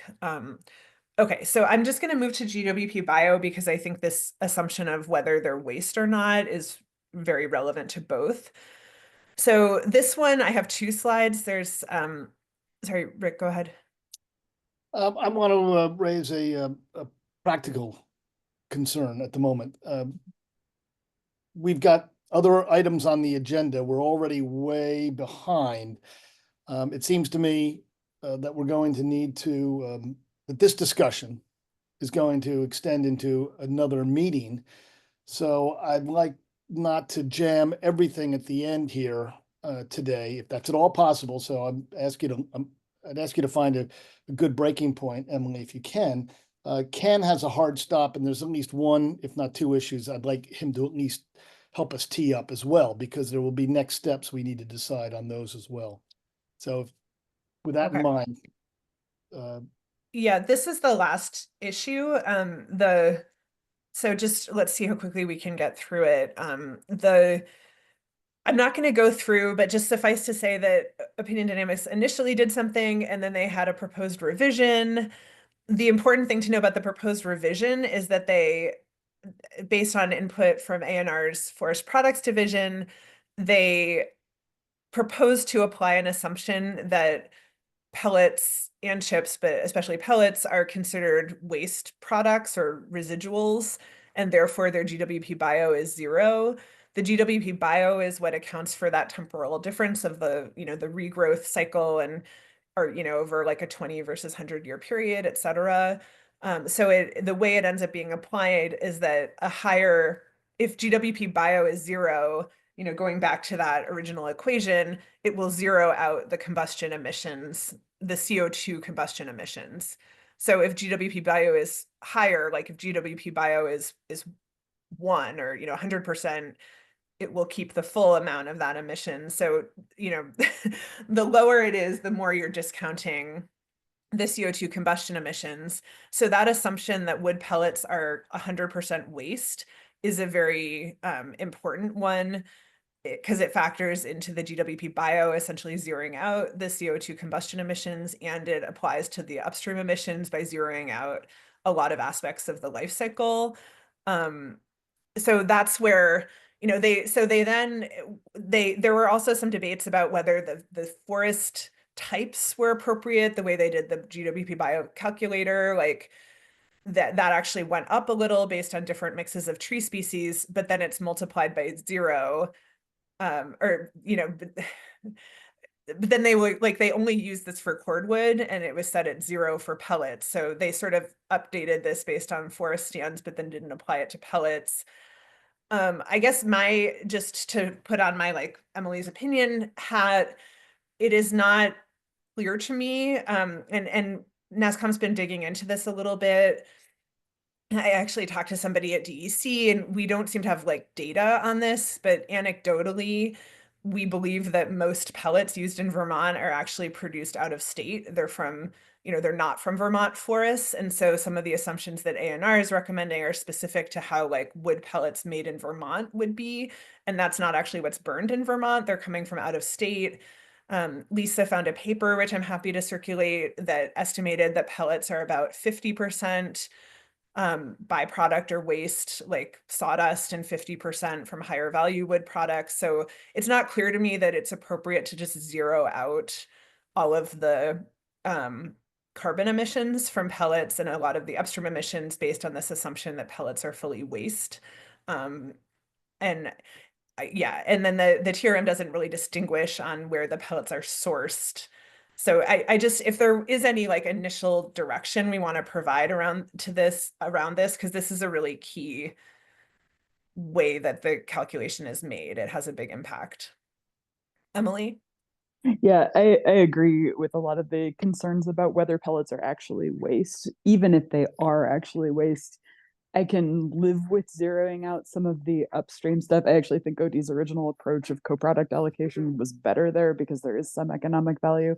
But even if you accept that they're waste, I really don't think zeroing out their combustion emissions is appropriate. It's sort of the same idea as if you start burning plastic instead of landfilling it or something. There's an emission there that could have been avoided if you don't combust it. And I know there's some conversation about whether those wood wastes would have degraded to CO2 over time, but I don't think the evidence is strong enough there. So I think the GWP bio being 0 here is inappropriate, even if you do assume they're waste.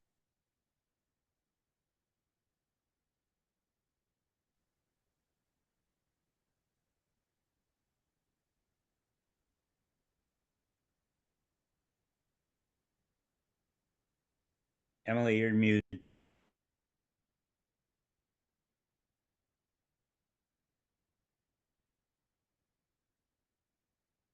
Brian, did you want to say something?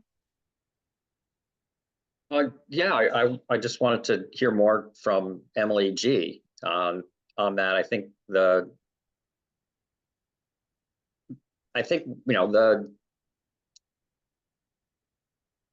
the issue with biofuels, I mean, you know this, Emily, is they're completely different from plastics, right? And the you know, and the issue is, you know, on what scale, on a stand scale, on a landscape scale, how much carbon is being resequestered like in the whole product cycle, and where do you you know, allot those emissions?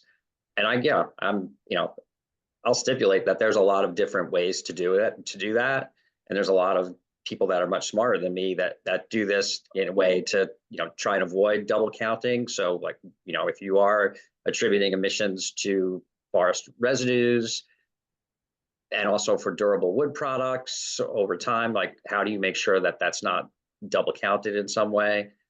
So I think we're just trying to acknowledge that, you know, the fuel cycle for biofuels, both wood fuels and for, you know, any crop-based fuels is a different cycle than we're talking about from the fossil fuel cycle. And, you know, exactly what the right number is, I think we're going to have a good discussion about it. You know, I've tried hard to try and see what the, you know, what the academic consensus is on that. And it, you know, as Emily L said, it's very complicated. Yes, certainly. And apologies, baby just woke up. But I think the main point is whether it's waste or not, I don't think affects whether it generates CO2 emissions when it's burned. And so if we agree on a GWP bio for wood, I don't think that whether it's waste or not should have an impact on how we treat the combustion emissions. If you really think about this from an accounting perspective, agree, there's a huge amount of conversation about who owns the sequestration credit like that from forestry growth.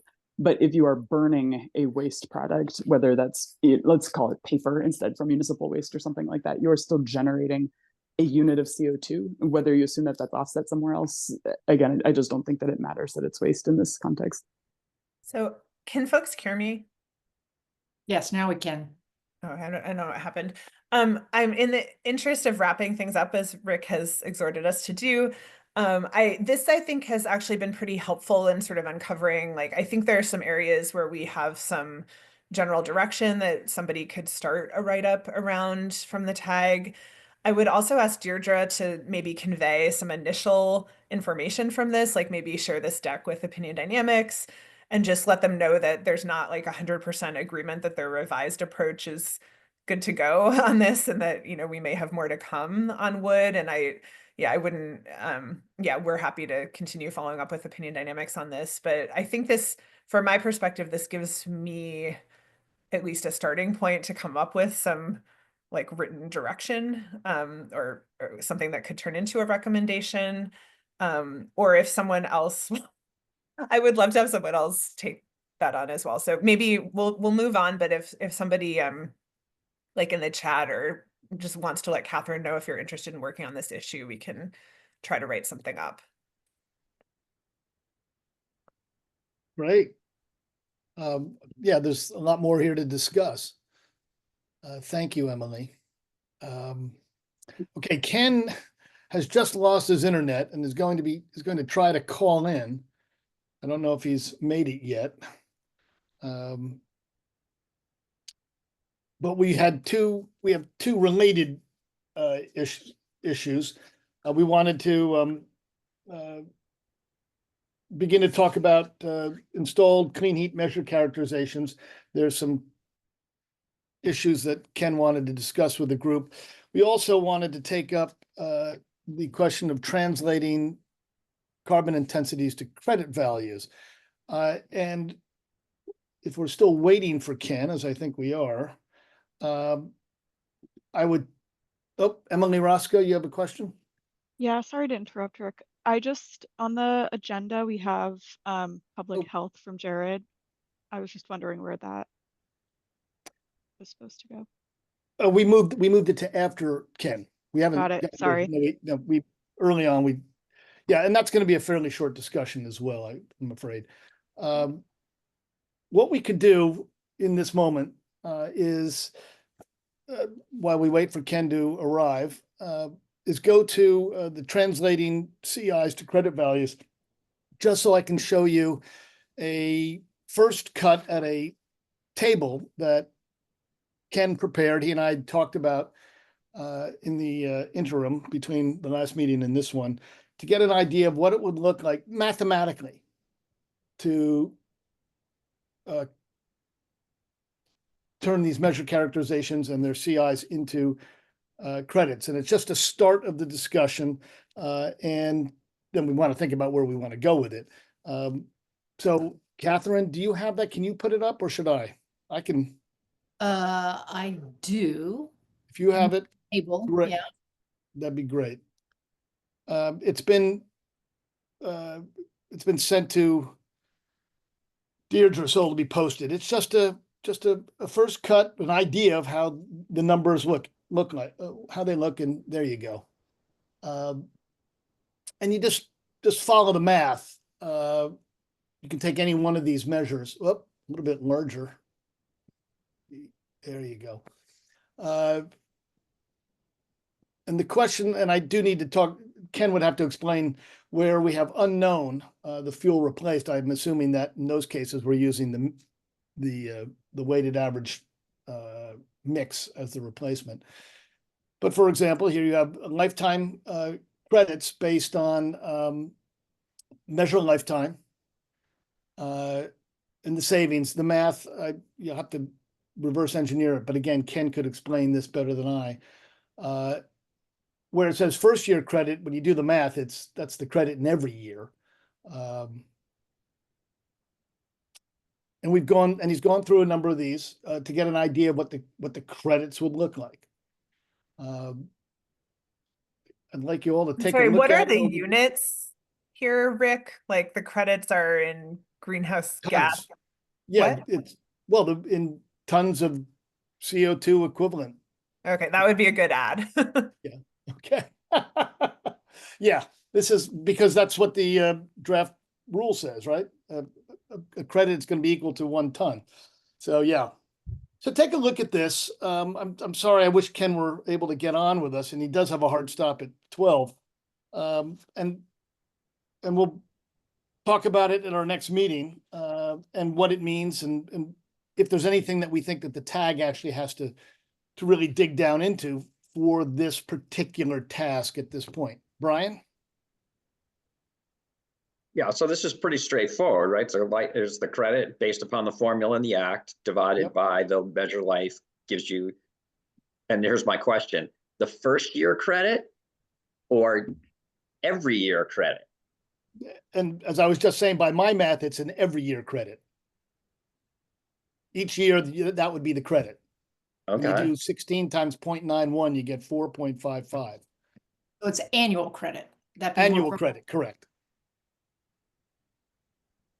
And those are awarded at the time the measures installed, but they're time stamped, so you can't use them until I guess they ripen.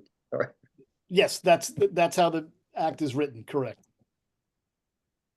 So this just gives you an idea. Now, there's some numbers in here that are really interesting. And in fact, I mean, they come out of the CI scores. Ken's still having a problem. He's been texting me and I've been trying to give him the phone number to dial in on. But you'll see the pellet stoves, the way it works here, they've got significant credits and it's unclear as to why. So that gets us to the CI questions and all the ones you're taking at. Okay, Catherine, can you unmute Ken? Can you give him a try? He's on still. He thinks maybe you can unmute him. Let's see. Wait a minute. I gotta find Sorry it. about this, folks. I have completely lost my If we thingy. have to put this off, we have to put it off. There you go. Let me just find him first. He thinks he's here. Well, he seemed to think he is. Oh, maybe he's on a phone. Yeah, there's an 802-498 number that's muted. Maybe that's Ken. I can ask him to unmute. I cannot unmute him. Yeah, the 3379 number is his. It's at the end. Try *6 on your phone, see if that works. Okay. And it's either *6 or #6, I don't remember, but I think that used to be the old-fashioned way to unmute yourself on your phone.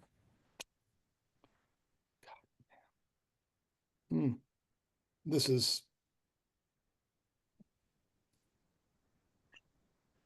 Okay. Well, this isn't going to work, and we don't want to hold everything up here. So I'll just, I'll say for now then that we'll come back to this, as well as to the credit characterization. Excuse me, to the measure characterization question on installed measures. Without Ken here, I'd prefer that he lead this discussion. I will raise, though, at this point, a question about our next meeting. Some time ago, we recognized that our schedule called for a meeting on Thanksgiving morning. I know that you all would love to have that, but I'm sure a few of us would not. So is there, I'd like to take a straw poll right now as to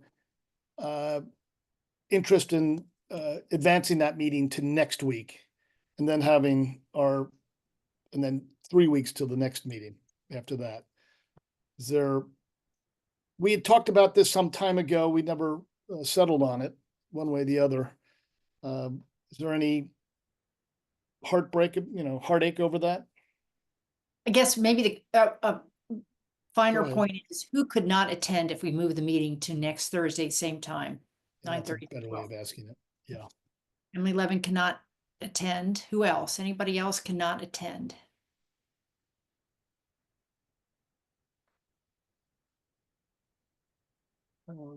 Someone else raised her or Well, his Luce hand? may brought her video on, but Luce, can you attend next week? Okay. Yeah, so that's it. Just Emily Levin. What time? Same time, 9:30, 12:30. Yeah, I have a conflict. Okay. 2, actually. Wow, lucky you. And so is Jared Ulmer. Well, let's see, we'll put our heads together at the end of this meeting and tomorrow and identify tasks that we want to take up. And it sounds like maybe we can convene as necessary, a subgroup to at least, advance some of the work on the questions that have so far been raised. So can I just ask for clarification on the 2 issues that we're not completing today, the credit values and the translation to CIs to credit values? Can you at least frame what the questions are, and would there be a subgroup on that to present a specific question to OD or? Well, no, it's not necessarily to OD. On the credit values, the question is, is this the math that we understand? Does this make sense? It goes back to certainly some of the carbon intensity values as well. I think the real question is, what does the act require of us? And,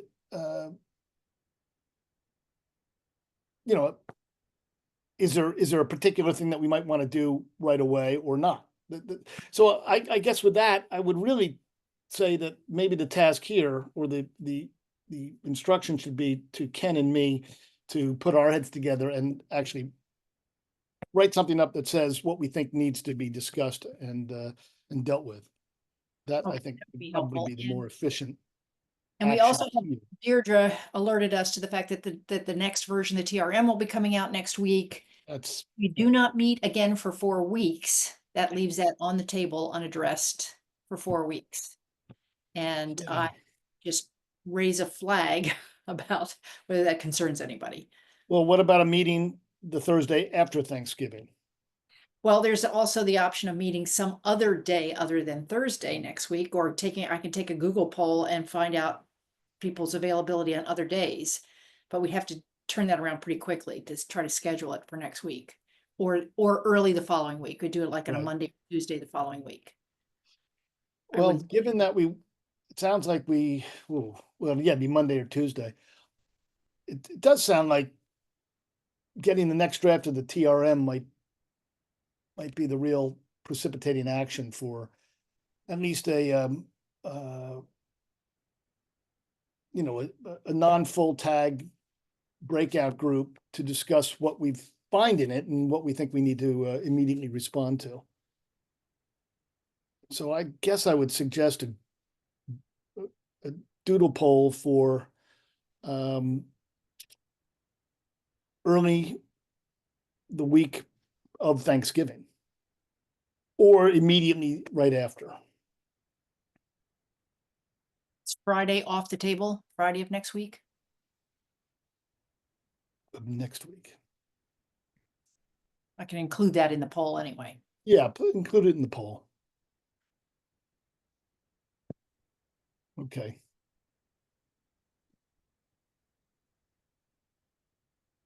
Before we move on to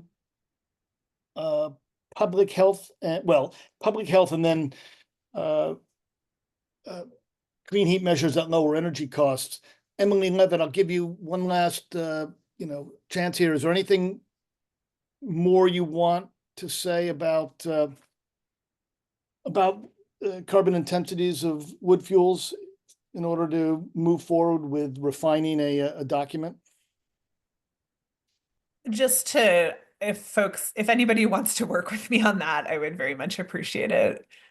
Well, I'll certainly jump in, and I'm sure others will. Sure. Yeah. I do think once we talked through it, I hope others agree, it sort of narrows in like the key issues that we might not agree with the approach that Opinion Dynamics use. So, we'll have to see what they do in the second draft TRM, but I suspect the wood measures are going to continue to need some work. Okay. Thanks. Thanks much. Okay. And just to flag that Emily Grubert in the chat says she can help too. Great, Emily, thank you. Okay, Jared. Couple minutes on public health considerations. We'd identified, or we'd set aside 30, but we know we don't need that. Where do we stand on that, and what should our next steps be? Thanks, Rick. Yeah, I don't think there's a whole lot to add today. We asked last time for additional studies and some additional information about expectations of the selection from, I think, the list of like 14 different biofuels that might be realistically used in Vermont. We got a little bit of feedback. We did get some suggestions of studies. I think, unfortunately, further confirming that there's not much out there that really makes direct comparisons between different types of biofuels and residential fuels that are used in the present day. So we did receive a little more information, still processing through some of that. I haven't had the bandwidth to make any updates to the document, so I don't have any new information or findings to share. I think the biggest remaining questions for public health are probably more about where do we go from here, in terms of, is the document that we've been iterating on, is that the end product that we're working towards? Is there something else? How would we like the information to be used? Is it purely informational, or are there specific suggestions, actions to recommend, which I don't know. I think we've shared the language from the act, and it's not very specific about what the ultimate outcome is proposed to be from doing this public health analysis. Like how does it actually factor into decisions that are made? There was a suggestion about having a subgroup meeting to try to dive in more, since we really haven't had much focused time during these larger sessions to try to answer those questions. So I guess that's kind of where we're at. I don't know if Emily wants to add anything, since she's been working with me on this, but I think it's just to get a bit more direction of like what does the finish line look like and how do we get there? Yeah, there are. I'm Jared. I cannot find the latest. Like, if somebody could recirculate the latest version of this, or maybe you or Catherine could pull it up on your screen. I have so this, we might need to resurface this, but there were like 4 specific questions in there that I think would be helpful to work through with the tag. And before we dive into that, I wanted to check in, is that better done in a subgroup, or is that better? Do we have time now? Like, I think the core thing is we've assembled some good information, and Sam and others have provided additional citations that Jared is working to incorporate. But like, we can assemble all this information, but we don't really have a process for how any of this gets used. There's supposed to be, a consideration for public health. There's supposed to be a review of consequences. There's supposed to be some consideration of environmental impacts. At this time it is, and none of that was really outlined in the proposed rule. We did include in our feedback on the proposed rule that there should be some process laid out for a review of consequences, but like, at this point, it's not sort of clear what we're working towards. And in addition to providing information on health impacts, should the tag be proposing a process to the PUC for how they might make use of all of this information? Or yeah, it's just not clear to me like what we're working towards. All fair and relevant questions. I'll go to Sam first. I have some thoughts on them, but Sam, yeah. Yeah, thanks, Emily. I generally agree with everything you said there. It seems like we don't know fully how this will be used, but I would say at minimum, right, it's a document that will live in this docket and will be cited, in this proceeding, maybe in other proceedings. So it's important that we, all agree and that we're using the right framing for everything. And to that end, I think we could use a subgroup discussion. I mean, the length that we've gone to discuss all of these other topics probably be similar for this. So I'd be in favor of a subgroup. Thanks, Sam. Floyd. Yeah, I would agree with that recommendation from Sam. I do want to point out a couple of things that we've talked about in the past. I think that the public health benefits document could benefit from in the biofuels portion of it. If you could separate out the different biofuels, I think there was a bit of conflation and generalizations that I don't think applies to the biofuels across the board, that sort of thing. So some separation and delineation between, for example, biodiesel, renewable diesel, renewable propane, renewable natural gas, and so forth, I think would be beneficial. And then I saw that Clean Fuels submitted a comment letter.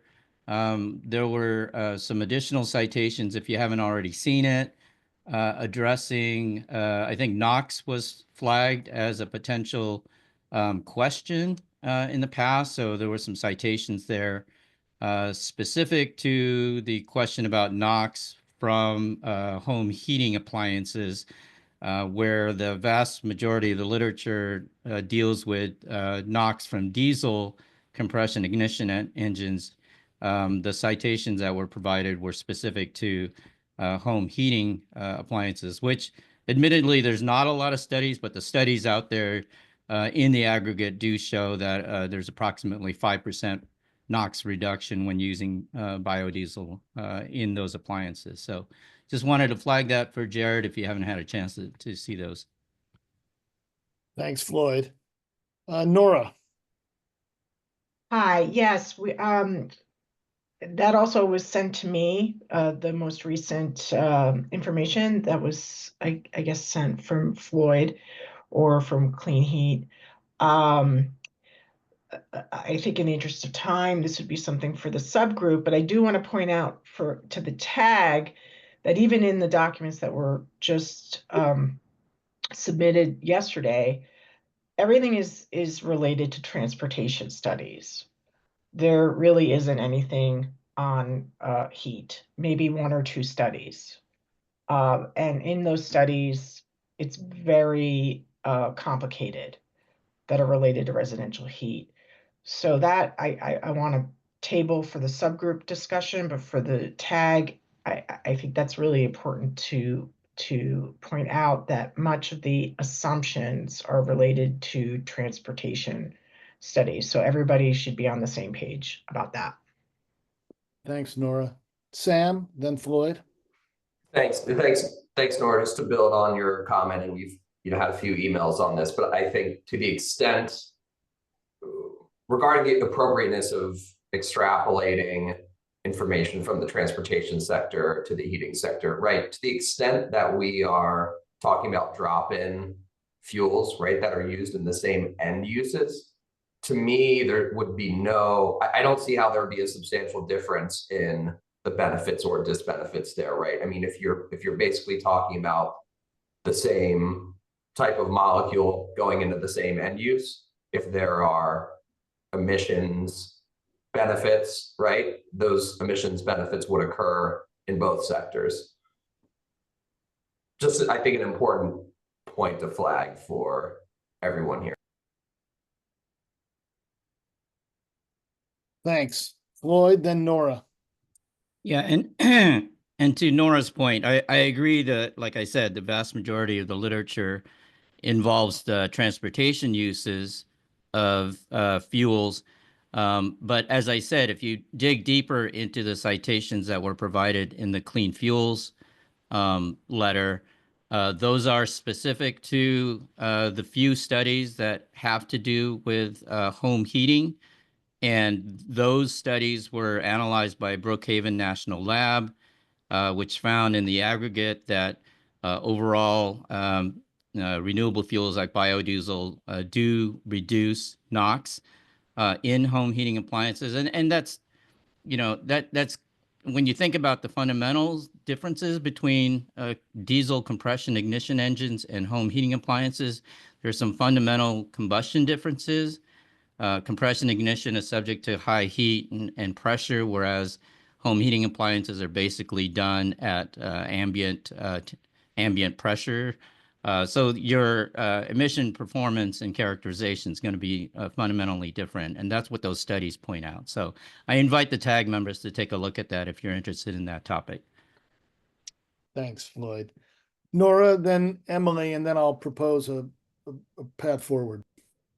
Yeah, thanks for those comments, Sam and Floyd. Floyd, I actually don't disagree with you about biodiesel, but I think, again, it's probably better to have the discussion in a subgroup where we could sort of go through the different fuels. And Sam, actually, it was a reference that you sent me from California Energy Commission about renewable natural gas, which actually points out that drop-in renewable natural gas studies has disbenefits for emissions. So, to your point about the chemistry, I was actually surprised to see that in the California Energy Commission report, that there's a disbenefit for renewable natural gas. So again, I think it's probably best that we discuss those things at the subgroup. Just wanting to point out to the TAG, the very thin, I mean, like maybe 3 studies. And to your point about Brookhaven National Lab, I actually work with Brookhaven National Lab, and I am aware that there will be studies coming out on this very topic. They're in peer review right now. So we could have these answers pretty soon. And I would agree that would be the better study to look at. Thanks. Thanks, Nora.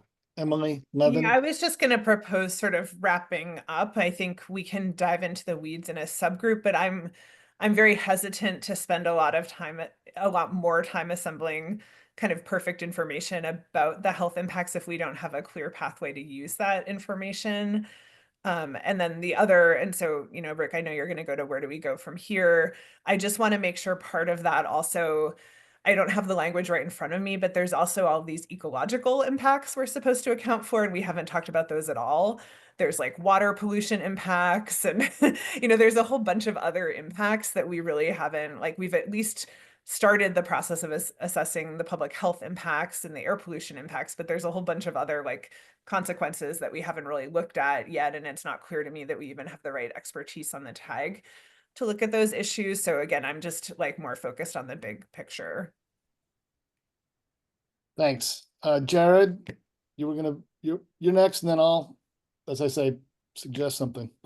Yeah, I just wanted to acknowledge, particularly with Floyd's comments, that I appreciate your comments. I have heard those. I just want to acknowledge that I've committed, regardless of where we go, I do want to go back in there and make some of that differentiation that you suggested. I think that's important.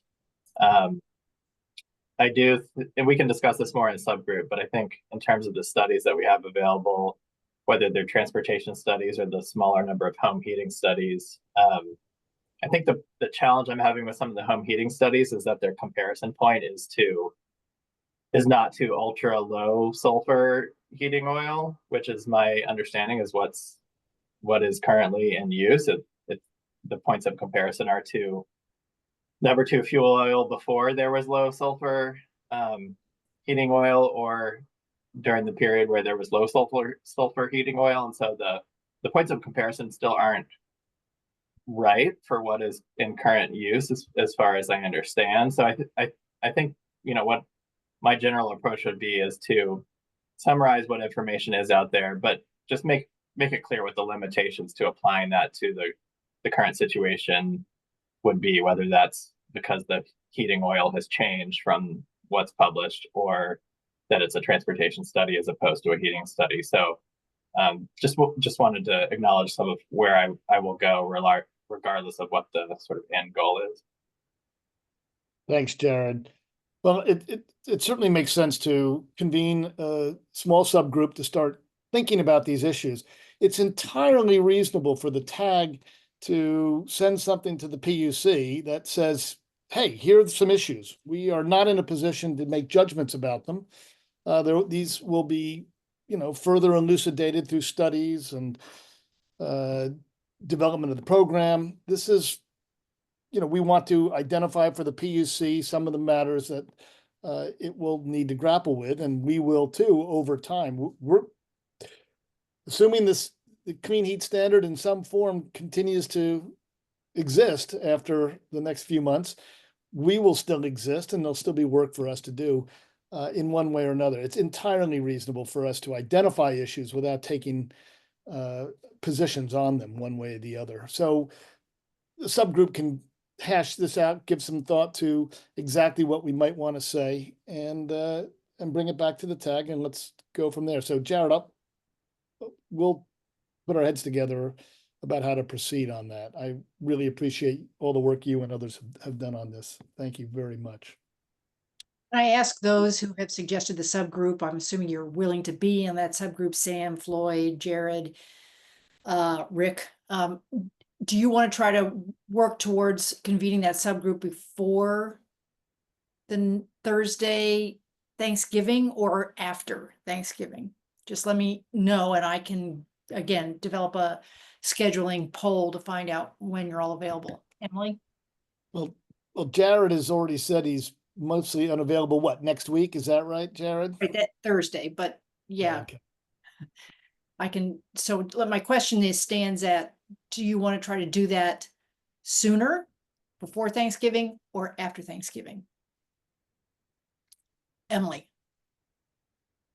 That will encompass both the technical details and taking on some of the big picture recommendations. You get to decide that. The public health specifically. I'm not sure what you mean by the technical recommendations. I'm talking about the public health issue exclusively. I'm interested in being part of a conversation with a group that is recommending an approach for, do we think we should be recommending an approach for like how to handle the review of, like, I'm not interested in getting in the weeds on the studies. Emily, we don't know the answer to that question. Yeah. part of the discussion. What is it we want to say? We may say, you know, one could imagine that we would say to the Public Utility Commission, here's how you should incorporate public health considerations into your decisions about clean heat measures. I don't know that we'd ever get there at this time, given the information we have, but that's something that could be said. I think it's an entirely reasonable question for a subgroup to grapple with. You know, it's. I was just trying to understand the scope of the subgroup, because if it's weeds of studies, I'm not as interested in. Nora could participate potentially. If it's bigger picture, I am interested. So. Well, and I'm saying that I think that the scope of the work of the subgroup and the tag at this point is something that we have to figure out. Yeah.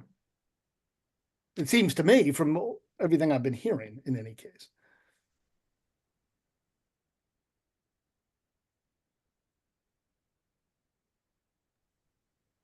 Okay, well, we'll. And I didn't get any responses.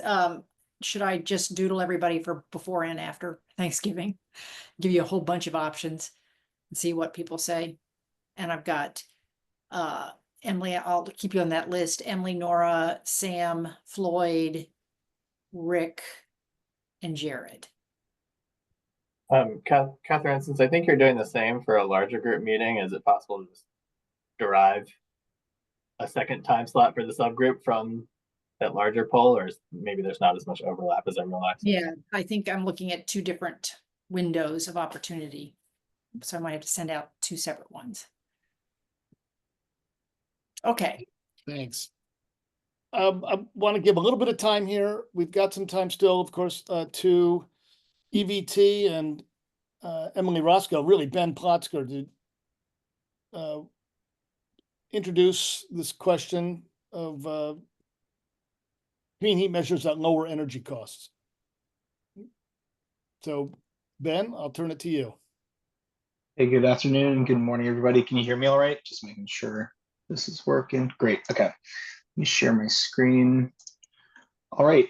So I was requested to join the meeting today to kind of pull in a variety of technical reference manual savings, a variety of costs, leveraging both DUs here in Vermont, what rates they have, and some EIA data around delivered fossil fuel. And so really just trying to provide some context and illustrative examples around what we're using in all three TRMs. And when I say three TRMs, I mean the energy efficiency utility. So that's EVT, BED, and Vermont Gas Systems. We have the Tier 3 tag TRM, and then we have the Clean Heat Standard draft, which all have alignments across all three. So it's good to know that when we're talking fossil fuel savings, there's all pure alignment there. So I'm going to be kind of illustrating the MMBTU savings and the costs that are derived in the TRM. And to really reiterate, these are just average savings for these measures. And so in theory, there may not be any home in the state of Vermont that would get this level of savings on the dot, but there would be customers on the low end and higher end of the spectrum, and that the administrative efficiencies of developing a technical reference manual allow us to provide impacts on a broader scale. So these are just average savings, and we're assuming those against an average home. And I'll mention the resource we use, reference we use to come up with that average home. But it's really important to provide that context and remind everyone these are average savings. Savings will vary across different installations. And I'll also go into some of those economics around return on investment, first year savings, lifetime savings and costs, but also some things around the societal cost test, which is one of many cost tests used by energy efficiency programs across the US.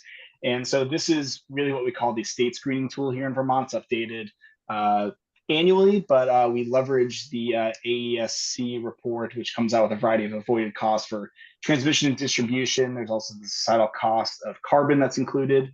So we at Efficiency Vermont have to screen these measures against the societal cost test to be allowed to provide incentives on these programs. So just want to lay out that groundwork there. All right, so for these TRM assumptions, we, as many of you have seen in the TRM, these are really blending a variety of heating efficiencies. So we're kind of taking a variety of furnaces, boilers, wood stoves, and even electric heating systems, and coming up with a weighted average of those to then come up with an average annual fuel utilization efficiency or even a coefficient of performance to kind of build that average home. And so based off of a variety, am I still, I guess my screen stopped sharing. Sorry, Ben. Yeah, your screen isn't shared. That's so odd. Okay. Have I just been talking without a screen being shared? Okay. Not the biggest Zoom user here.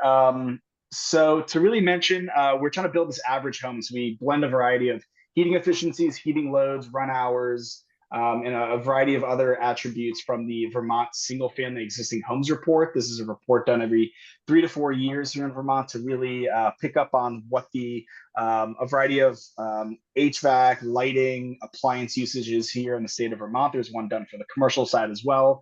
And these are all leveraged in the TRM across all 3 entities, and that's the EEU, Tier 3, and Clean Heat Standard.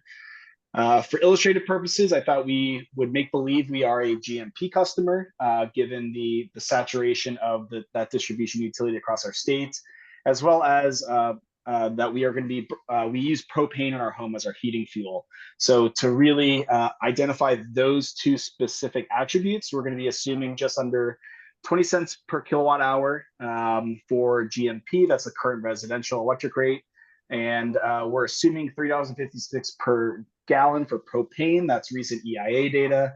I'm obviously very knowledgeable around these values, highly vary depending on customer.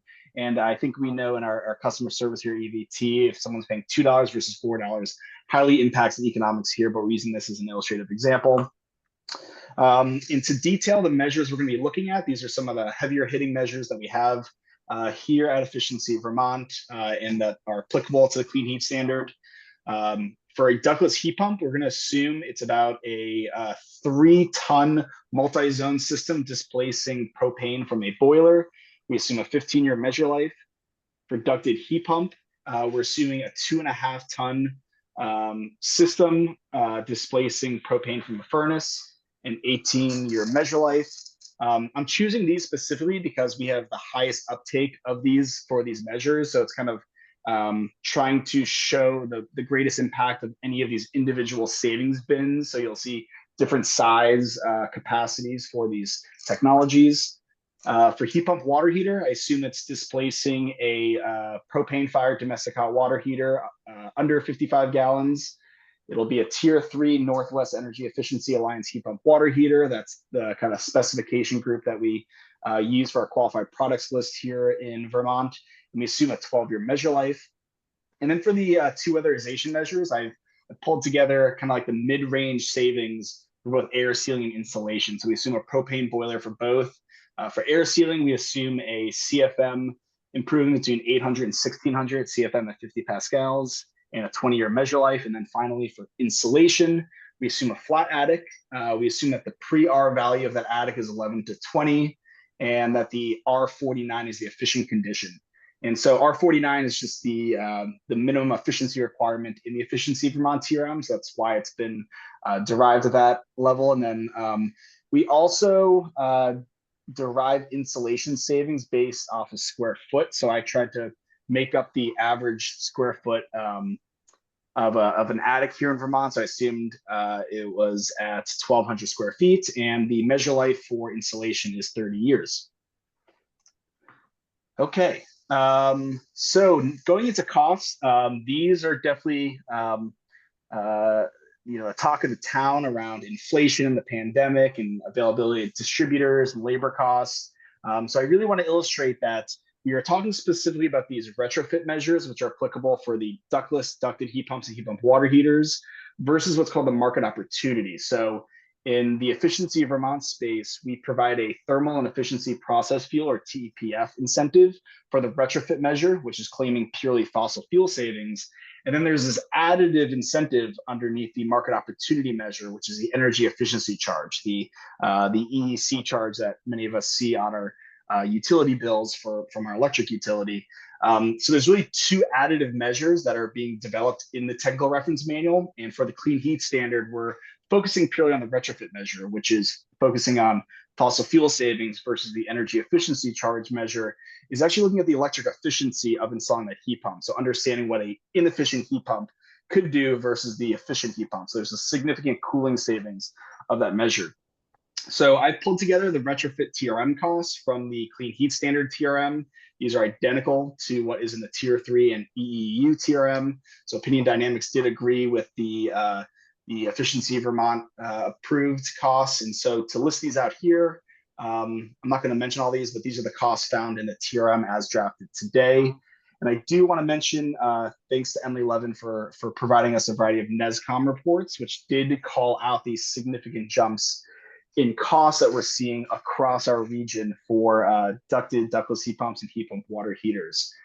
So for purposes of today, I'm leveraging TRM assumptions only, but to really call out there are increasing costs here, and we've really struggled to figure out how we employ this into our TRMs and discussing how inflation should play into really trying to capture what these costs could be up front and what they might be over the lifetime of the measure.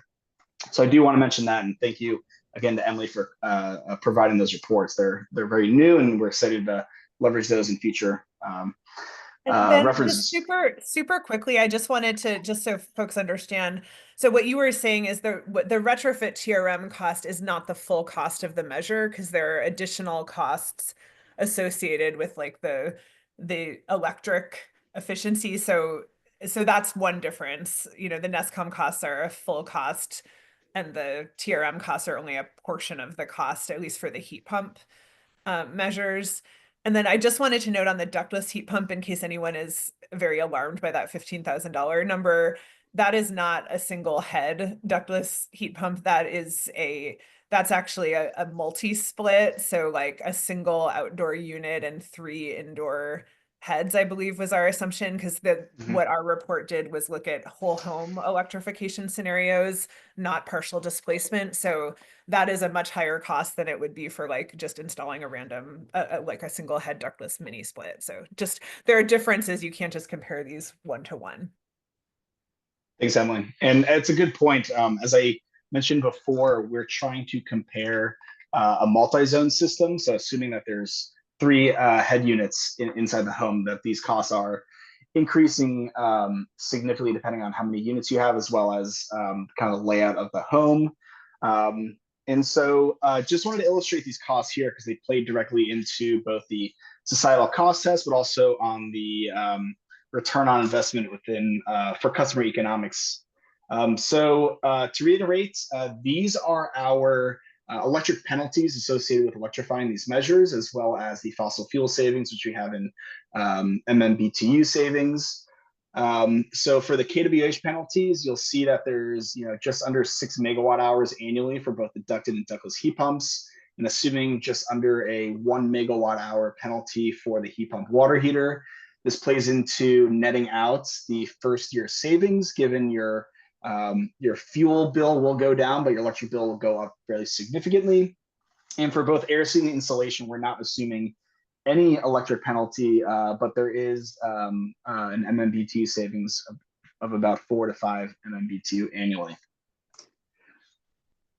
Okay, so what I'm providing here is both the comparison of the societal cost test outputs as well as customer economics. They're 2 very different things. There actually could be instances where a measure has a benefit cost ratio greater than 1, and that there's actually no savings for a customer. In this case, that is not the example, but just to call out the societal cost test is a variety of avoided costs that are not immediately realized by the average customer. So to really mention, all these measures are cost effective according to the 2024 societal cost test here in Vermont.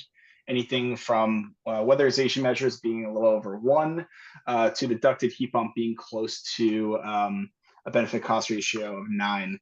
And these are the net present values. So assuming what actually is that benefit over cost here. There's a variety of positive outputs here, and to allude to those NESCOM report costs as well, that these things would shift significantly if we were to screen against those those costs.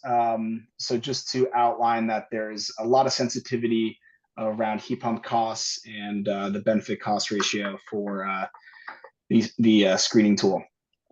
And moving into customer economics, we assume that customers are saving, about, let's say, $730 for ductless heat pumps, ducted heat pumps in the middle of the 600s, heat pump water heaters, $360, and air sealing and insulation in the upper hundreds. And then over the lifetime, so we're simply just multiplying the first year savings multiplied by the lifetime, we're looking at thousands of dollars, if not a little over $10,000 for the ducted or ductless heat pumps.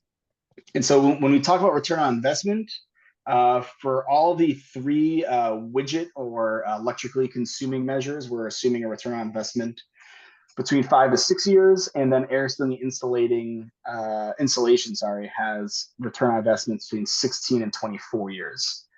I think it is also worth mentioning, we've discussed this before, is that for these weatherization measures, we're taking a fairly significant hit to the savings that we calculate, given a variety of thermal performance evaluation work that's been done here in Vermont. So we take about a 25% hit in savings than what is originally modeled up front during these home performance projects. So with the TRM and doing weatherization work, we're taking a fairly significant hit than what we would model generally. So I think that's it from me. I didn't want to go into further detail here, but to really outline that the TRM outputs do create savings based off of looking at the retrofit lens. And I'm happy to kind of further discuss this or share any other references if needed. Thanks, Ben. We're up against our time. So I would suggest that we can, if people want to stay longer, we can, but I would suggest, well, first of all, Ben, have you sent this, or would you send this presentation to Catherine? We'll make sure it gets posted and sent around to folks. I have a number of questions about it, and I'd love to bring you back at a later meeting to get into them a little bit more, or offline. But even so, I think the questions would be useful for the whole group to hear, and I'm sure others have as well. Do folks agree with that? We bring Ben back for Q&A at another meeting? Is that okay, Ben? Yep, sounds good, man. Emily? Yeah. Thank you very much. This is really, obviously, it illuminates things, but I do have some questions about certainly the customer economics vis-a-vis the societal cost test economics. So sure. If that's all right, we will move on. First question I'll ask is, are there any, Catherine and Emily and I and others, please, we got to put our heads together for our next agenda, but are there any particular agenda items that we want to make sure get picked up in our next meeting that folks have on their minds? I think we've certainly made out a lot of work for ourselves in the next few weeks. I just wanted to let Ben know that he's still sharing his screen. Oh, yep. Sorry about that. No worries. Just wanted to share. I guess the one question I have is how the review of the next draft TRM is going to factor in, because we're about to have this new product, and some of the wood discussion could overtake some of the TRM content. So there's some overlap, but there's presumably other aspects of the TRM that need some review. And, does it incorporate the tags guidance, such as it is around land use change and avoided methane and things like that, or anything else? That's a great question. I guess we're gonna have to see. Well, we certainly need to factor that into our agendas. You're absolutely right, Emily. I think we'll see things in the new TRM that will either address some of the questions that we're trying to address now, or change our approaches to them. I don't know. So yeah, let's make sure that's a central element of our further work. Yeah, and I think just to build on that, I do think if we could structure things so that we revisit the the Oh. wood carbon intensity discussion potentially at the same meeting that Opinion Dynamics is at, where we might be able to achieve some efficiencies by kind of like bringing those conversations together to some extent. Great. Yeah, good point. We'll coordinate with Deirdre on that. Absolutely. Yeah, and that raises a interesting point. Deirdre's still with us.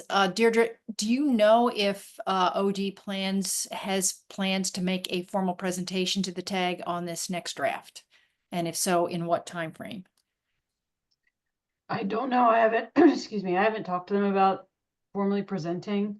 But given the volume of information that comes in those deliverables, I know that, you know, the first go round, they didn't necessarily want to do a presentation, but certainly the back and forth was helpful. I think maybe follow that, you know, I'll talk to them about it, but I think maybe follow that same model as last time, where the TAG takes some time to review the materials before Opinion Dynamics is brought in and has a set of questions or right things prepared. I think that might be best. So that's thoughtful. That makes sense. Let's obviously we'll talk to you about that, and okay. The timing of our next meetings matters as well, obviously. Yes. Yeah. Okay. Okay, so some things are up in the air, is what we're saying. But good point, Emily. We definitely want to be thinking about the next TRM. Okay, I would. It's 12:32. Rick, yeah, I think we didn't take public comment on anything after our vote. If you want to take, I see there's at least one hand up to take quick public comment here at the end. Very quick public comment. Yes, I was going to say that. Yeah, it will be quick. I would just encourage folks to dust off their copies of the equity advisory equity rubric that was developed. It was designed to help the TAG and the PUC weigh such things as health costs, concerns, emissions, et cetera, so that you and others could kind of funnel your decision making. So it might not be the ideal tool, but I think it could be a useful tool as you consider some of the impacts of these. Thanks. Thanks, Pike. Thank you for reminding us. Laura Height. Hi, real quick. First of all, thank you all for all the work you're doing, which seems to be exponentially increasing. I wanted to thank Emily for starting the conversation on the wood fuels. I noted her slide said some public comments are strongly disagree that wood fuels are mostly residues. We've made the point at PFPI that even if they were mostly residues, they still wouldn't be carbon neutral. We've shared some information about that with the TAG, and we can share that again. Secondly, it's very difficult to ensure that only wood residues are utilized. And even if you were to develop those types of guidelines, such as Massachusetts has done for their alternative portfolio standard, which includes certain wood pellets as sustainable fuels, is quite a job to monitor that, and it's not really monitored. Thirdly, and I'll share with the TAG, and this is my last point, is PFPI just recently put a post up on our website, www.pfpi.net, analyzing Vermont's decline in carbon sink. The forest carbon sink has declined by 32% between 1990 and 2020. And we looked at between the 20-year time period, and we looked at the reasons why. And it's interesting, a lot of it has to do with deadwood in the forests and forest residues and mineral soils being depleted. So, be mindful that the more carbon we take out of the forests, we're just further depleting the carbon sink. It's not helping. So I'll post the link in the chat. Thank you. Well, thank you. If you post in the chat, if you want the TAG and the PUC to see it, please file with the PUC. Yeah, I'll do that too. Statement. Yeah. Okay. Okay. Thank you very much.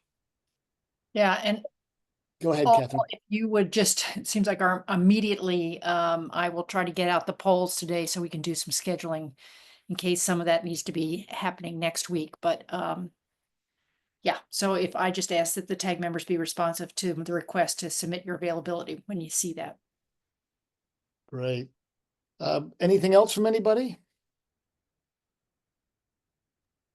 So Okay, please well, apologize to Ken for our, that we, Yeah.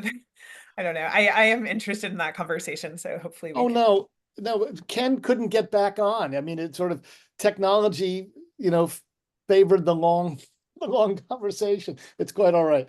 And I'll put my head together, we'll put our heads together and try to present something or send something around that will frame the issues concisely. So much appreciated. So I assume we're going to get together in some form or another before Thanksgiving, but if we don't, or even if we do, a happy Thanksgiving, a happy Harvest Festival to you all. And thank you once again for your patience and hard work. Take care all. Thank you.